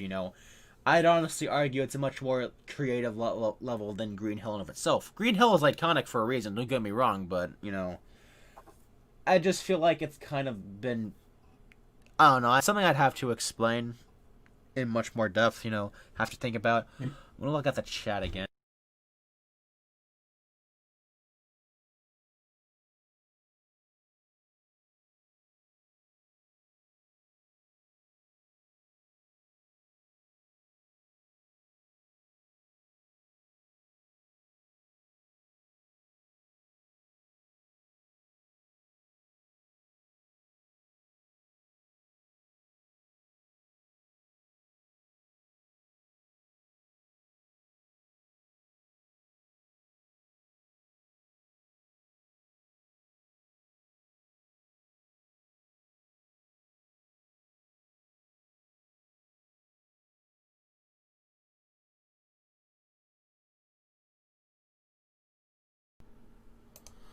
Uh-oh.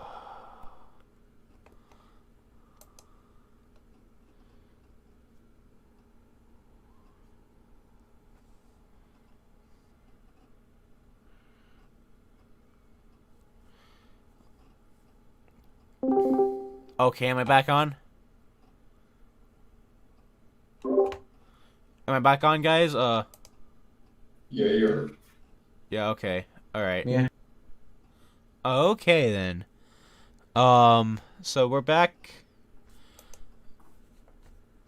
Yeah, I don't want to I don't want the Green Hill the stuff to like overshadow the stream. I don't know. I was gonna look at the chat.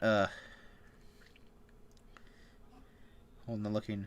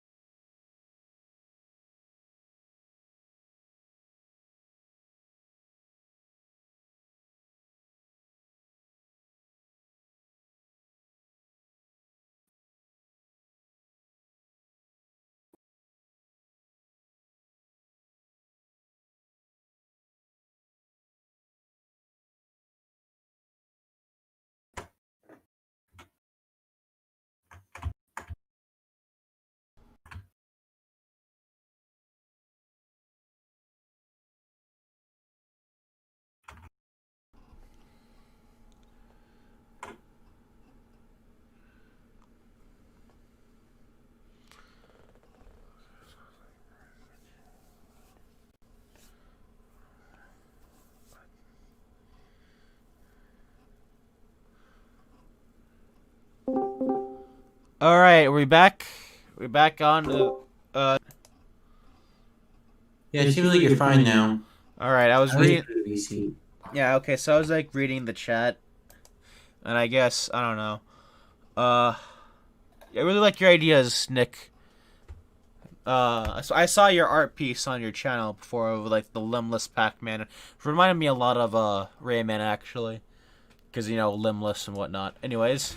And while my main enjoyment of Adventure 2 comes from the core gameplay, I have to agree that the Chow Gardens are quite enjoyable. And this is coming from someone who generally isn't into pet simulators. Yet here I can't help but get attached to the virtual... Wait, who's a controversy that doesn't need to be here? I'm looking. Nintendo. Oh, wait, isn't he like the one that does those countdowns, like... top 5 best and worst cartoons or whatnot. Or is he somebody else? Or is that SML ambient? There's 2 Nintendos I know of. I'm not too familiar with Nintendo. I should be probably, I don't know.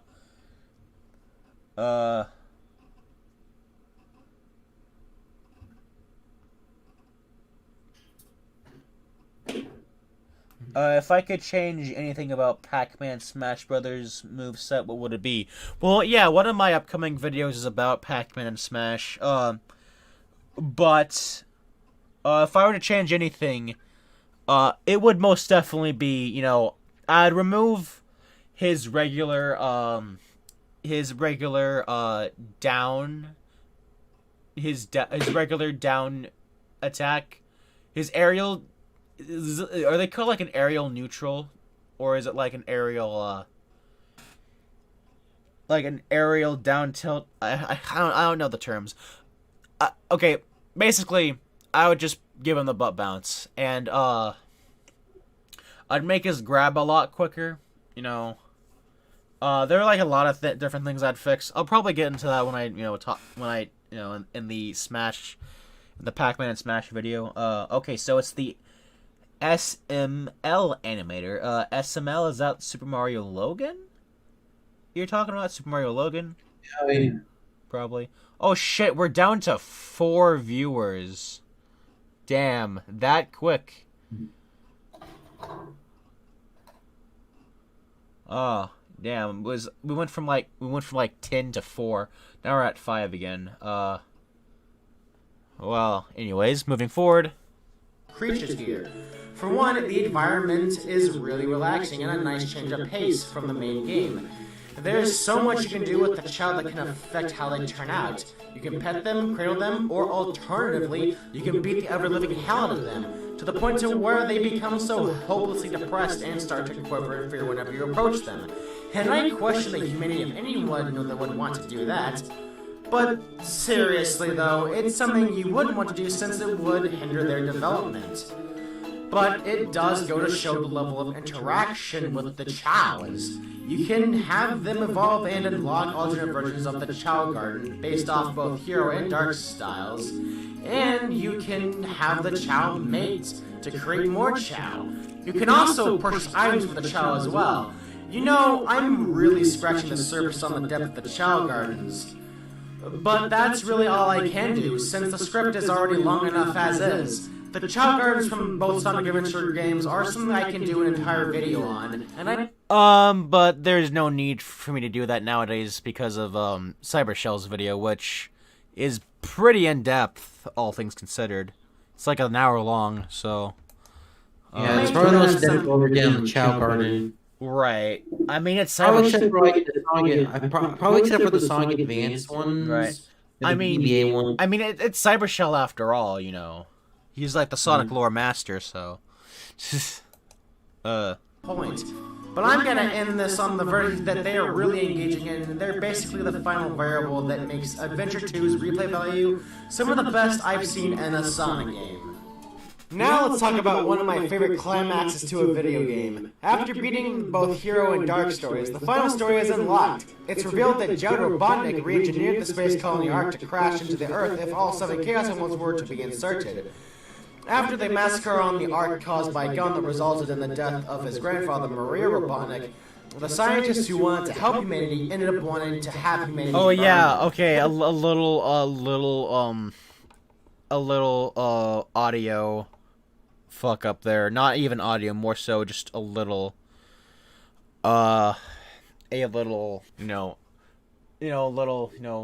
script reading fuck up. I accidentally call, Joe Robotnik Maria Robot. Oh man, wait, no, not that. No. I'm forgetting what it is. I skipped past it. Hold on. Okay, I'm getting really fucking tired.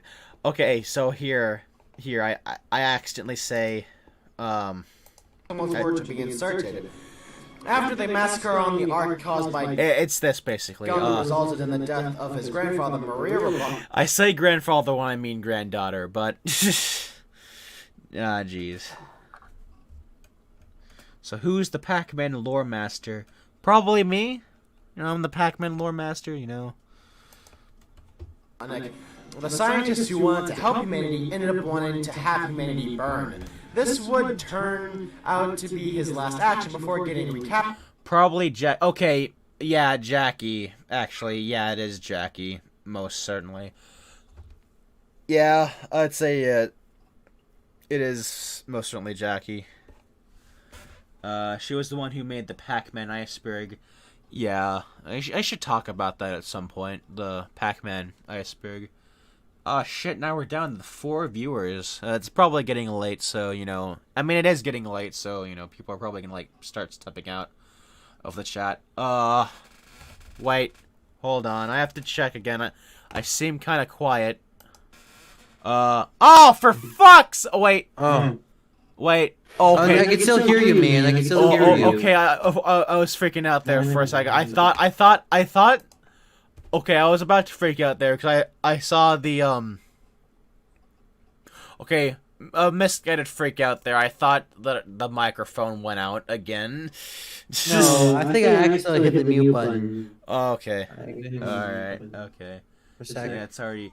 Yeah, it's 11 p.m. where I am. Okay, now we're back to 7 viewers. Nice. Okay, Yeah, so... it's 12 a.m. where I am, so it's basically tomorrow. Right. Or... Yeah, can't believe it's already November. Although, October was both very quick, but also very short. I don't know, felt like a long month, but... Yeah. Pretty much cementing Gerald as the main antagonist, despite being dead 50 years prior to the events of the game. And after Eggman entered all emeralds with the intent to fully power the cannon, not only is Gerald's plan set into motion, but his final message is broadcast all over the entire world. Despite the dire situation, our protagonists figure out that the Master Emerald could be inserted into the cannon's core to neutralize the colony and prevent it from colliding to the Earth. Thus, both teams end up joining forces in order to save the world. This leads us into the final level, the Cannon's Core. A level that has you control every character, aside from Shadow, in their own little sections that put their abilities to full use. As a final level, it's pretty great as it does a good job of having everything come together as one big test, overall giving off that finale-like feeling. As Sonic and Knuckles approach the Cannon Core, they're stopped by the prototype to the ultimate life form, the Bio Lizard. However, Shadow then appears to help out with the cause after being persuaded by Amy. Shadow takes on his older sibling in an overall pretty decent boss fight. Afterwards, the Bio Lizard uses Chaos Control to attach itself to the outer rim of the Ark, becoming the final hazard, and proceeds to propel the Ark into the Earth. This leaves Sonic and Shadow with one option. Use the Chaos Emeralds to go super, to take on the final hazard and stop the Ark from colliding. As for the final boss itself, it's phenomenal. To start off, there's a song that plays during the fight, that being Live and Learn. Oh, wait, what? Wait, what? Space? Yeah, I still find this to be one of the most... Yeah. Oh, yeah, most definitely. Because of just the way it's, like, the atmosphere and, like, the music and whatnot. By Crush 40, which is the main theme of the game. The song itself is great as a final boss theme and on its own merits. And it also fits into Shadow's development. The song, from my perspective at least, goes off of the idea of learning from your experiences yet not letting the past nor the future bring you down, but to rather just live in the moment. Overall, that's my idea of what the theme represents. I mean, I don't think there's like any real really defined message that Crush 40 is trying to like convey with that song. But I mean, I'd say it's the one that fits very well with the tone of the game's story and whatnot, because if you live and you learn, and if you continue to hang on, if you worry about the future, hanging on the edge of tomorrow, worrying about the future and whatnot, you won't. Yeah, I think that's a pretty good way to interpret it. Yeah, you won't find your way. You won't. Conveying that you'll still continue to be misguided. Again, it's a song that you can just that I could analyze so much further. Essentially, because I mean that's basically the main theme of Sonic Adventure 2. The main 06 is kind of like the antithesis of this idea, where in that game it's all about the future, Well, no, I don't know. I'd have to look into that more.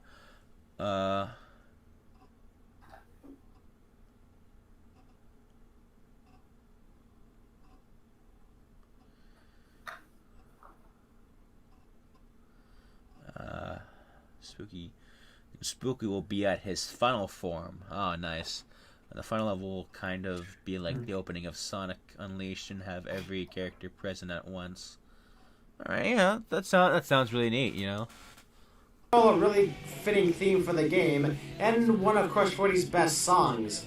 And it fits the fight perfectly, giving off that you can do it despite the intense odds attitude. As for the boss itself, you rotate between controlling Super Sonic and Super Shadow as you guide them to various different weak points on the Bio Lizard. However, the boss will retaliate with projectile-based attacks that get crazier as well as harder to avoid. The challenge factor is good enough for a final boss, but what really sells this is the atmosphere this fight presents. The setting, the music, the way Sonic and Shadow say things to each other in between each turn, the way the characters try to cheer you on, and not to mention the overall stakes. This really is a great climax, and one that is on par with that of Doomsday Zone. Honestly, I would say it's probably the best final boss in the entire series, simply because of just all those reasons combined, you know. Again, it's still... Yeah, no, I also consider Sonic Unleashed the final boss. That was pretty good. Yeah, I'd say Unleashed has its...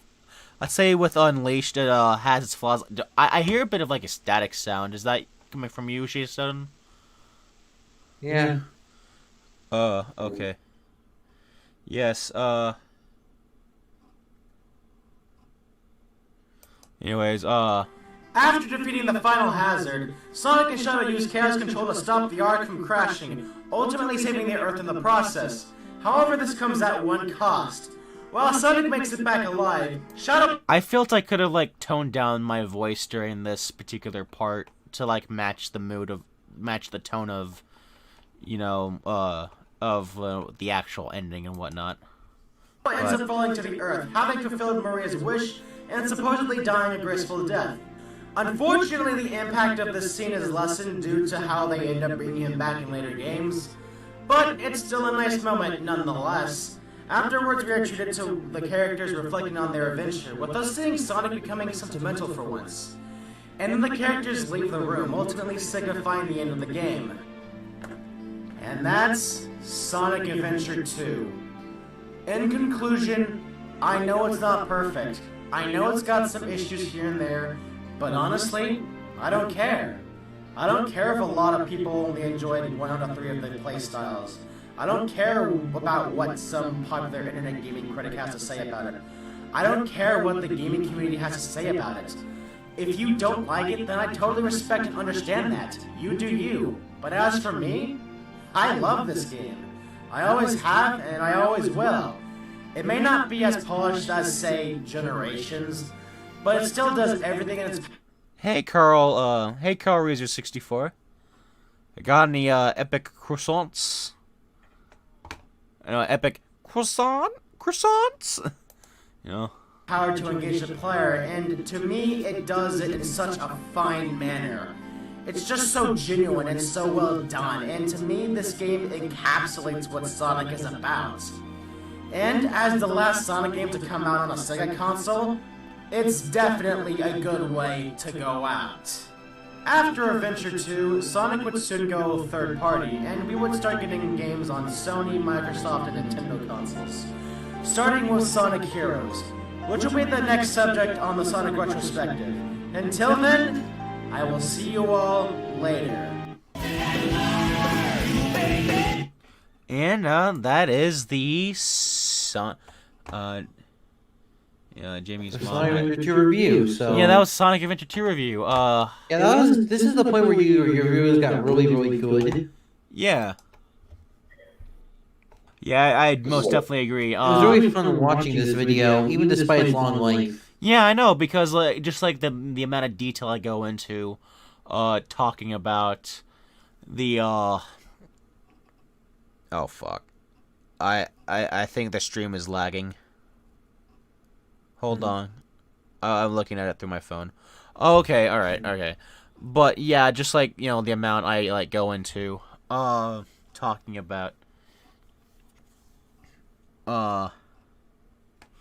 Whatnot, but yeah, just the amount of detail I went into, like this with the script, and anyways, before we end this one off, you guys want to watch the 10 reasons why Miss Pac-Man should be in Super Smash Brothers Ultimate video? Just like end this one off. Yep. Definitely. Yeah, it's a good one. Yeah, it's 6 minutes long, so I'm pretty sure we can get through it. Okay. I would have shown you guys the other.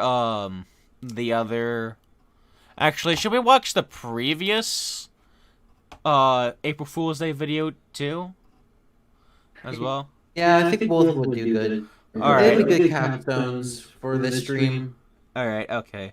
See the first one. Okay, there was the Team Sonic Racing review. Are we gonna actually legit review this game soon? I mean, Well, basically bargain bins. Wait, what?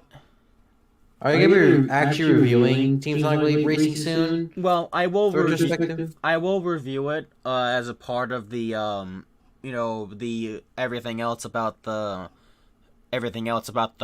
in quotation marks modern era, just like a miniature review.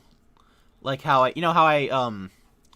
cuz in the retrospective whenever I after the Lost World review, I will, and before the reviews for Mania and Forces, I will just do a little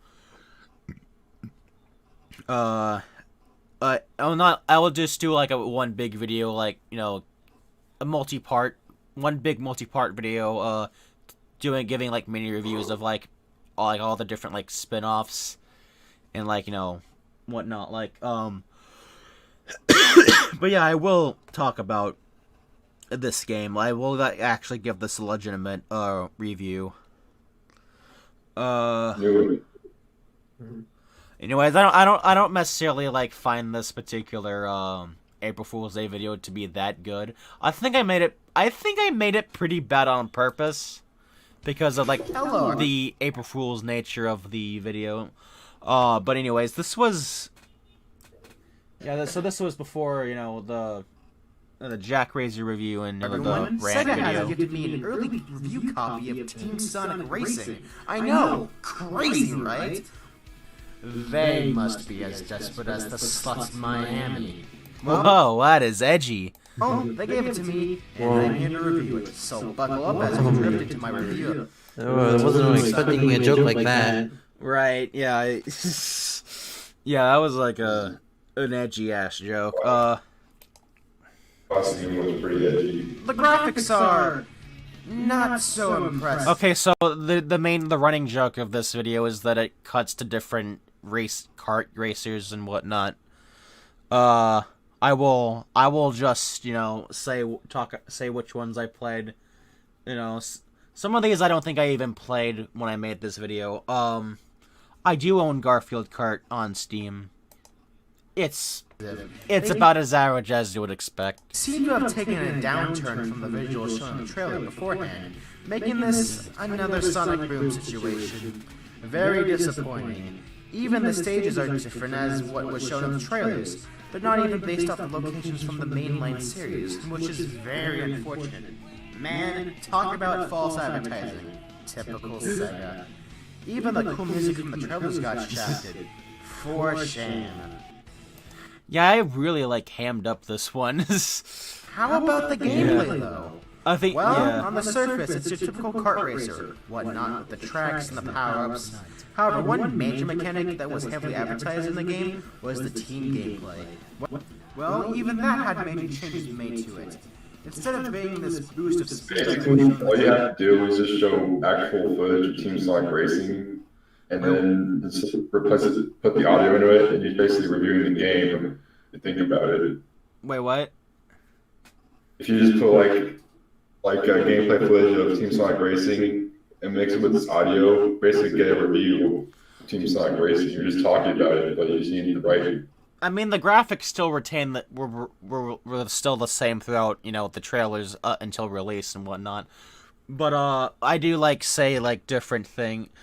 I do say things, to count. Well, you'll see because I do. I talk about the mechanics and whatnot, how they were shown in the trailers, but then I show a gameplay from a different game, and then it's I say, but wait, it actually is like this nowadays, whatnot. You know what? I just realized something. I realized something. I made an April Fool's video, where, I, quote-unquote, get a review copy of an upcoming game. Then later that year, I actually get a review copy of a game, and I actually do make a review. Ooh. Yeah, because because this was in 2019. I would eventually get a review copy of Necrolepsy to do a review of that. So, I mean, it's kind of funny, that you think about it. I joke about getting a review copy, then I actually get a review copy. That's, of course, a different game, but, whatnot. I'm probably gonna but anyways, whenever I get around to talking about this game in the retrospective, I'll probably reference this video to in some way. Instead, you merge to another car to switch into not tag team racing. What a fucking crazy, I know, right? However, and what's neat is that you're able to and there it is. There's World Rally. These fruit items that allow you to access different pathways, which is overall pretty radical. Why the fuck do I write like this? In conclusion, I think it was by this point that I was starting to realize just how weirdly written a lot of my videos, or at least a lot of my older videos were. Just the way. But anyways, drastic changes made to the game before release, Team Sonic Racing was still an enjoyable title. I was expecting it to be as disappointing as my fucking love life, but I was pleasantly surprised by some legitimate self-deprecating joke. Gotta mention that love life. Required that I did for this game. So, I give Team Sonic Racing the honorable. It's funny how certain jokes actually still hold up well. Score of 0 out of 10. Anyways, happy April 1st, everybody. I'll get back to uploading more videos as soon as I can. I can't promise that, though. Anyways, so that's the first April Fool's Day joke. And then here is the second one, the one that got copyright slammed by Via. There are many different characters. Via cucks. All right, here it is. Okay, this is another fan favorite.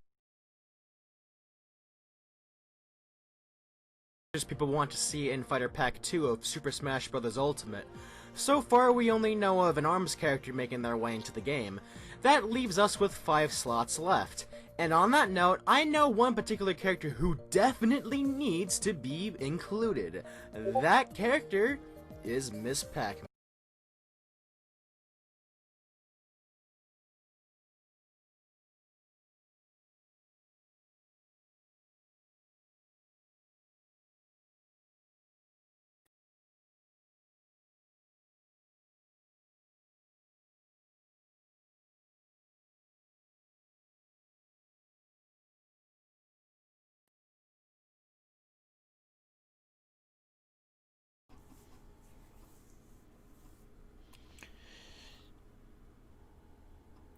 Alright, we're back. We are back, and we are back. My mic cut out. If you don't know what happened, my mic cut out. Carl Weezer 64. It's kind of been like a running thing in these streams where my mic just cuts out. You guys can hear me, right? Yeah. Alright, okay, anyways, we shall continue. I'll start this over. We haven't gotten far into it. There are many different characters people want to see in Fighter Pack 2 of Super Smash Bros. Ultimate. So far, we only know of an ARMS character making their way into the game. That leaves us with 5 slots left. And on that note, I know one particular character who definitely needs to be included. That character is Miss Pac-man. So today, I'll be going into my 10 reasons as to why Miss Pac-man should be in Smash Ultimate. Reason number 1. She is a well-rounded video game character. Well-rounded. That was Shady Stone's idea. Yeah. Actually, I think this whole video was Shady Stone's idea. He provided some of the jokes. This alone is a reason to include her. Reason number 2, she has a well-rounded education. Reason number But there's the 3, thumbnail. Reason number 4, she can be another Echo Fighter. As if we don't have enough of those already. Reason 5, we need another Namco representative. Reason number 6, Details of my sector's energy should be between me and It's the funny sex. reason It's number the 7, fuck loiter. it's the funny sex joke, guys. It's the funny sector joke. Anyways, Reason number 7, fuck Lloyd Irving. nope. There it is. Oh Oh man. no. No. I mean, make fun of the the whole the war between Pac-Man fans and Tails fans, or just Pac-Man fans and I don't know. Pac-Man fans and Pac-Man fans. What? Well, actually, yeah, we would think it's a war between Pac-Man fans and the Tails fans. Really, it's just it's a war between Pac-Man fans and Pac-Man fans because, I mean, because we don't really see Tails fans giving a shit at all about what we're saying.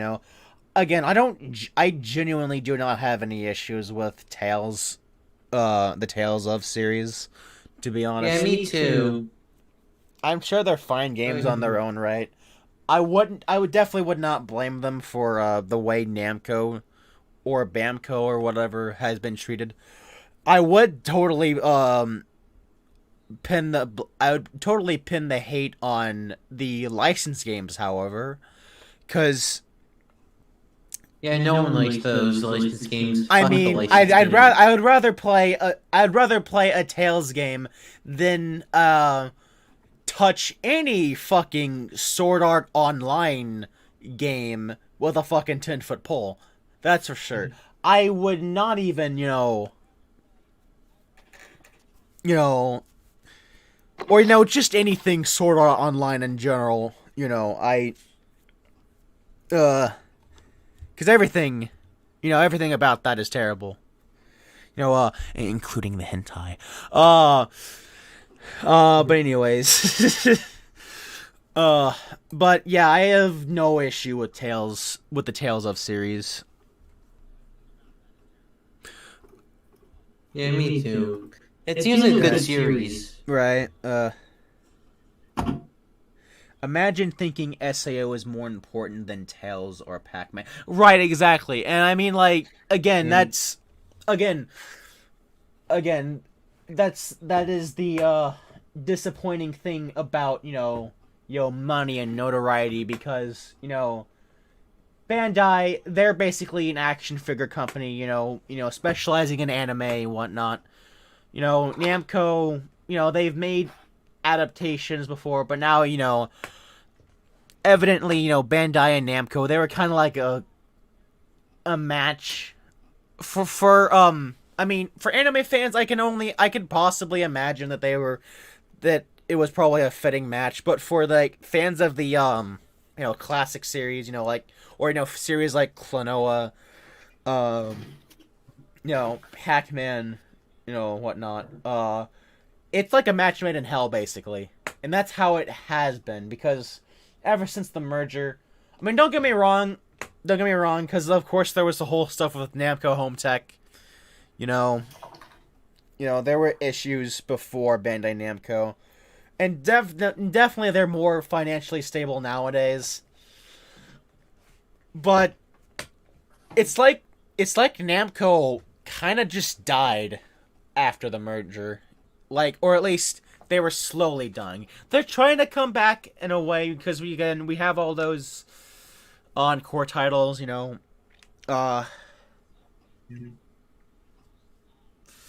whatnot. I don't know. Anyways, Tails fans should consider themselves lucky, considering what Pac-Man fans and Klonoa fans have had to go through. Basically fans of any other Namco series. Basically, Namco. yeah, majority of Namco people, whatnot.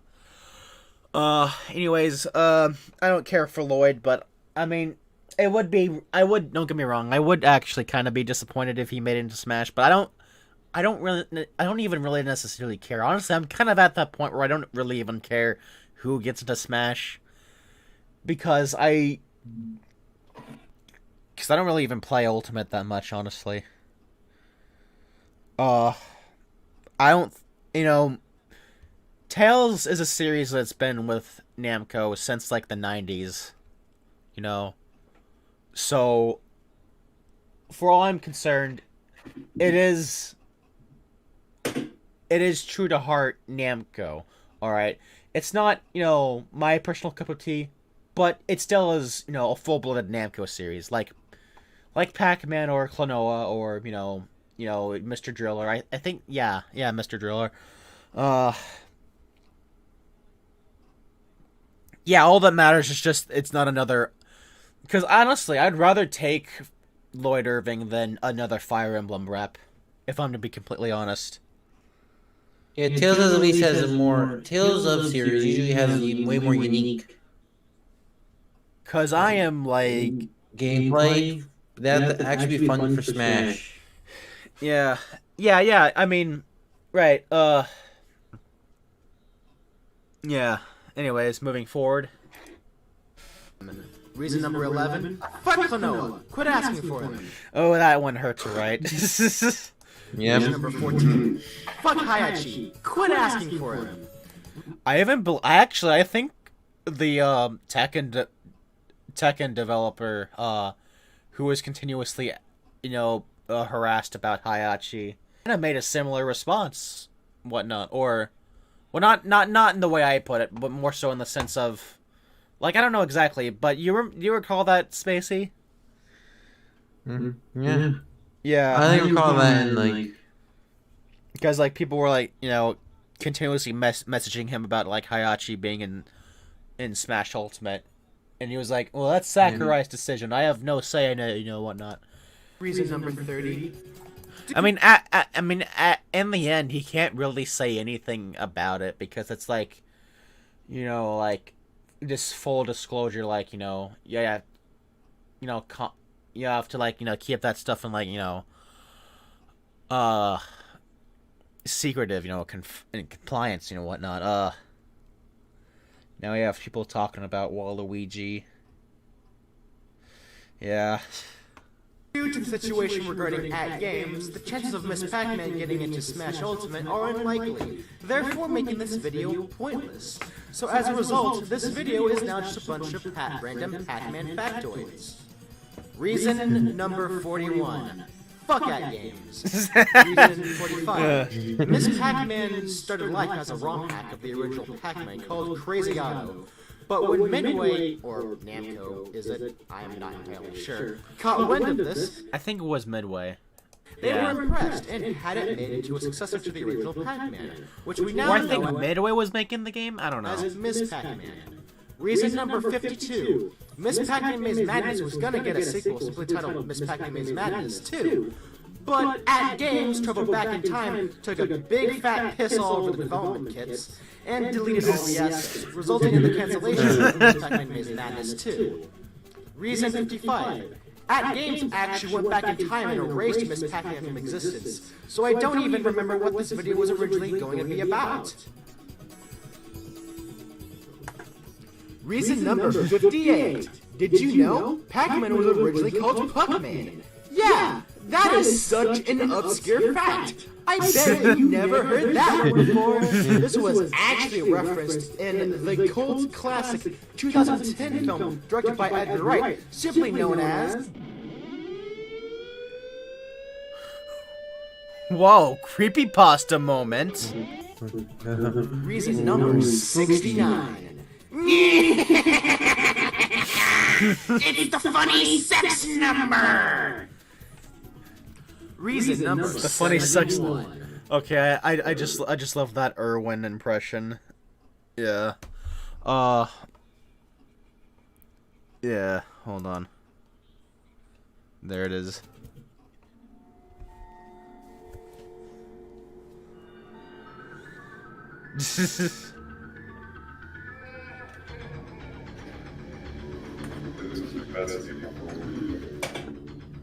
Creepypasta.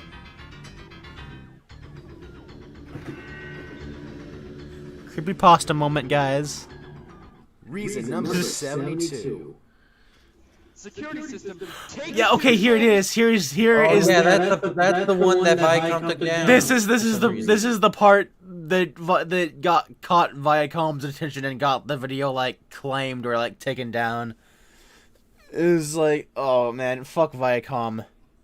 More like Viacucks, you know. I mean, if I was thinking that if I had to like re-upload the video, I probably would have replaced this part with the part where saying reason number, insert this number.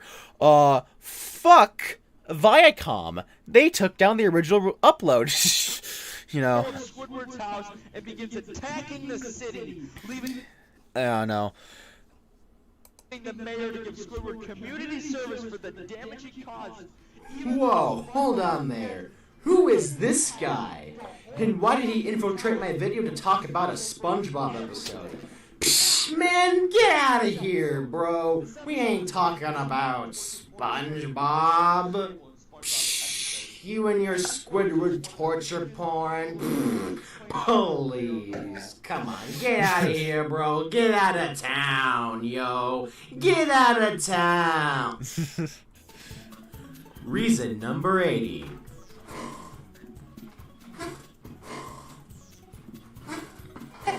Ooh, my chair is really squeaky. Reason number 1. Hold on. And truth be told, I wasn't lying at this point, you know, because I think my sanity surely was diminishing. Reason number 100. To make this April Fool's Day. Yeah. A special for all the more unorthodox and strange, here is a normal mini review of a game I intend to give a more in-depth look at in the future. That said, Gunlord for the Dreamcast is a solid game. It's your simple run-and-gun affair that takes heavy influence from the Turrican series. And I do mean heavy influence. It basically copies the formula, spread shot, lasers, surround blasts, and all. But it does add its own spices, like being able to hop while in gyro form, as well as the 2 temporary super weapons that are so overpowered and fun to use. The platforming and exploration is done very well, the bosses are fun to fight, the graphics and art design and overall sound design are top-notch, and the music is stellar. One issue I do have is that it kinda lacks in the variety department. However, this is something that is fixed in the swing. Hold on, Pac-Man's real name is Chad? Oh. Yeah, I'm looking at... I like the idea of Pac-Man's real name being Chad. You know. I don't know. It's funny. The Virgin Ghostly Adventure... No.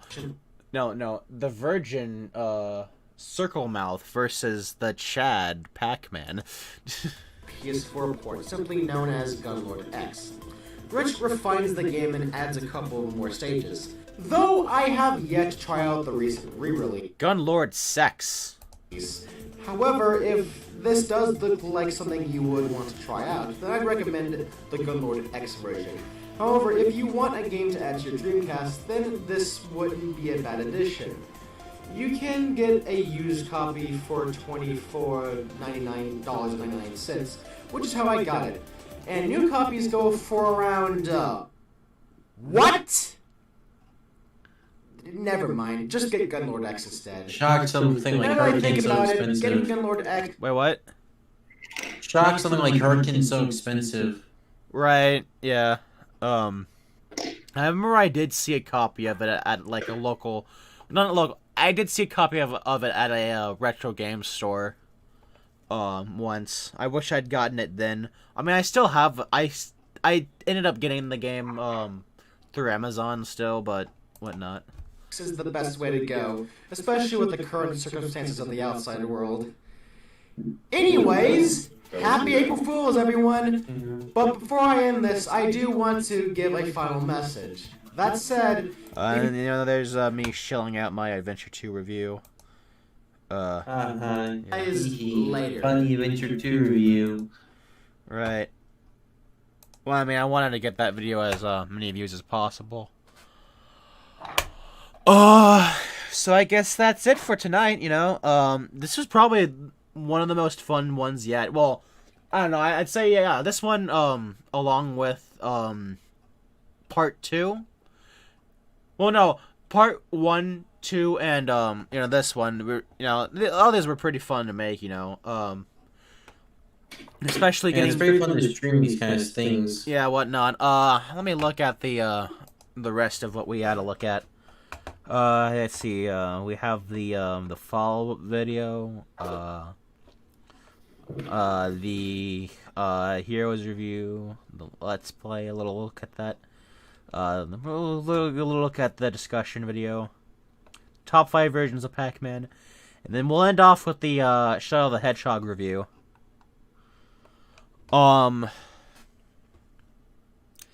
Anyways, but it was nice chatting with you all. It was nice getting to reminisce on all these old videos. And yeah, the energy, yeah, I'd agree, Nick, that the energy was almost on par with that of the Sage stream. Well, no, it is on par with that of the Sage stream, so, anyways, it was a lot of fun, yeah, it was a lot of fun doing this stream, a lot of fun, like, discussing these, you know, videos, and I'm definitely looking forward to, watching the rest of my, output with you guys tomorrow, or not rewatching, but, regardless, yeah, hopefully tomorrow I can continue it, if not, then, or, I'm not sure about Tuesday, because that's, like, election night, so it's, yeah, kind of, like, want to stay open for that. I don't know, if not tomorrow, maybe Wednesday. Yeah, sounds good. Yeah. Sounds good. Yeah, either that or tomorrow. But you know, either way, it was nice fun. Nice fun. Hopefully that the next stream can have this much energy from, you know, from the chat and you know, me and us as well. Would the two of you like to say your final sayings or final words, or before we end this off? I have nothing really else to say, except for the fact that you should still subscribe to my channel if you haven't already. Yes, go check out Spacey's content. It's like really good content. He uploaded something yesterday, actually. It was a critique, right? Yeah, critique. Yeah, I got to get around to watching that. Yeah, it's a very odd subject indeed. Oh yeah. I remember I saw your first critique video. It was over that one guy. He seemed like a nutcase. Yeah, Lambo rocks. Lambo, yeah, he's like a nutcase, you know. Yeah, kind of a nutcase for cartoon reviewers in general. Right. Well, cartoon reviewers are just generally nutcases. Yeah. Anyways, how about you, Shady Stone? You want to say any goodbyes or?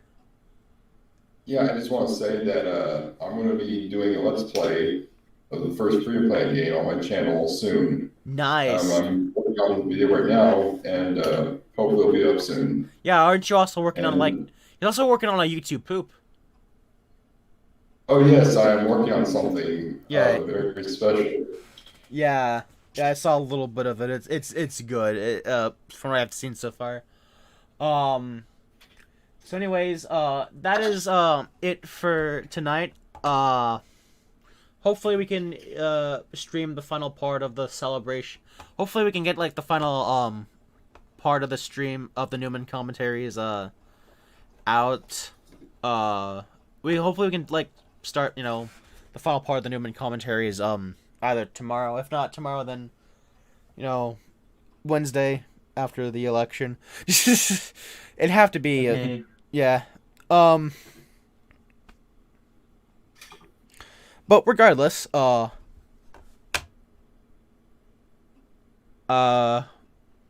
I will see you all. Well, we will see you all later. Okay, bye everyone. Bye.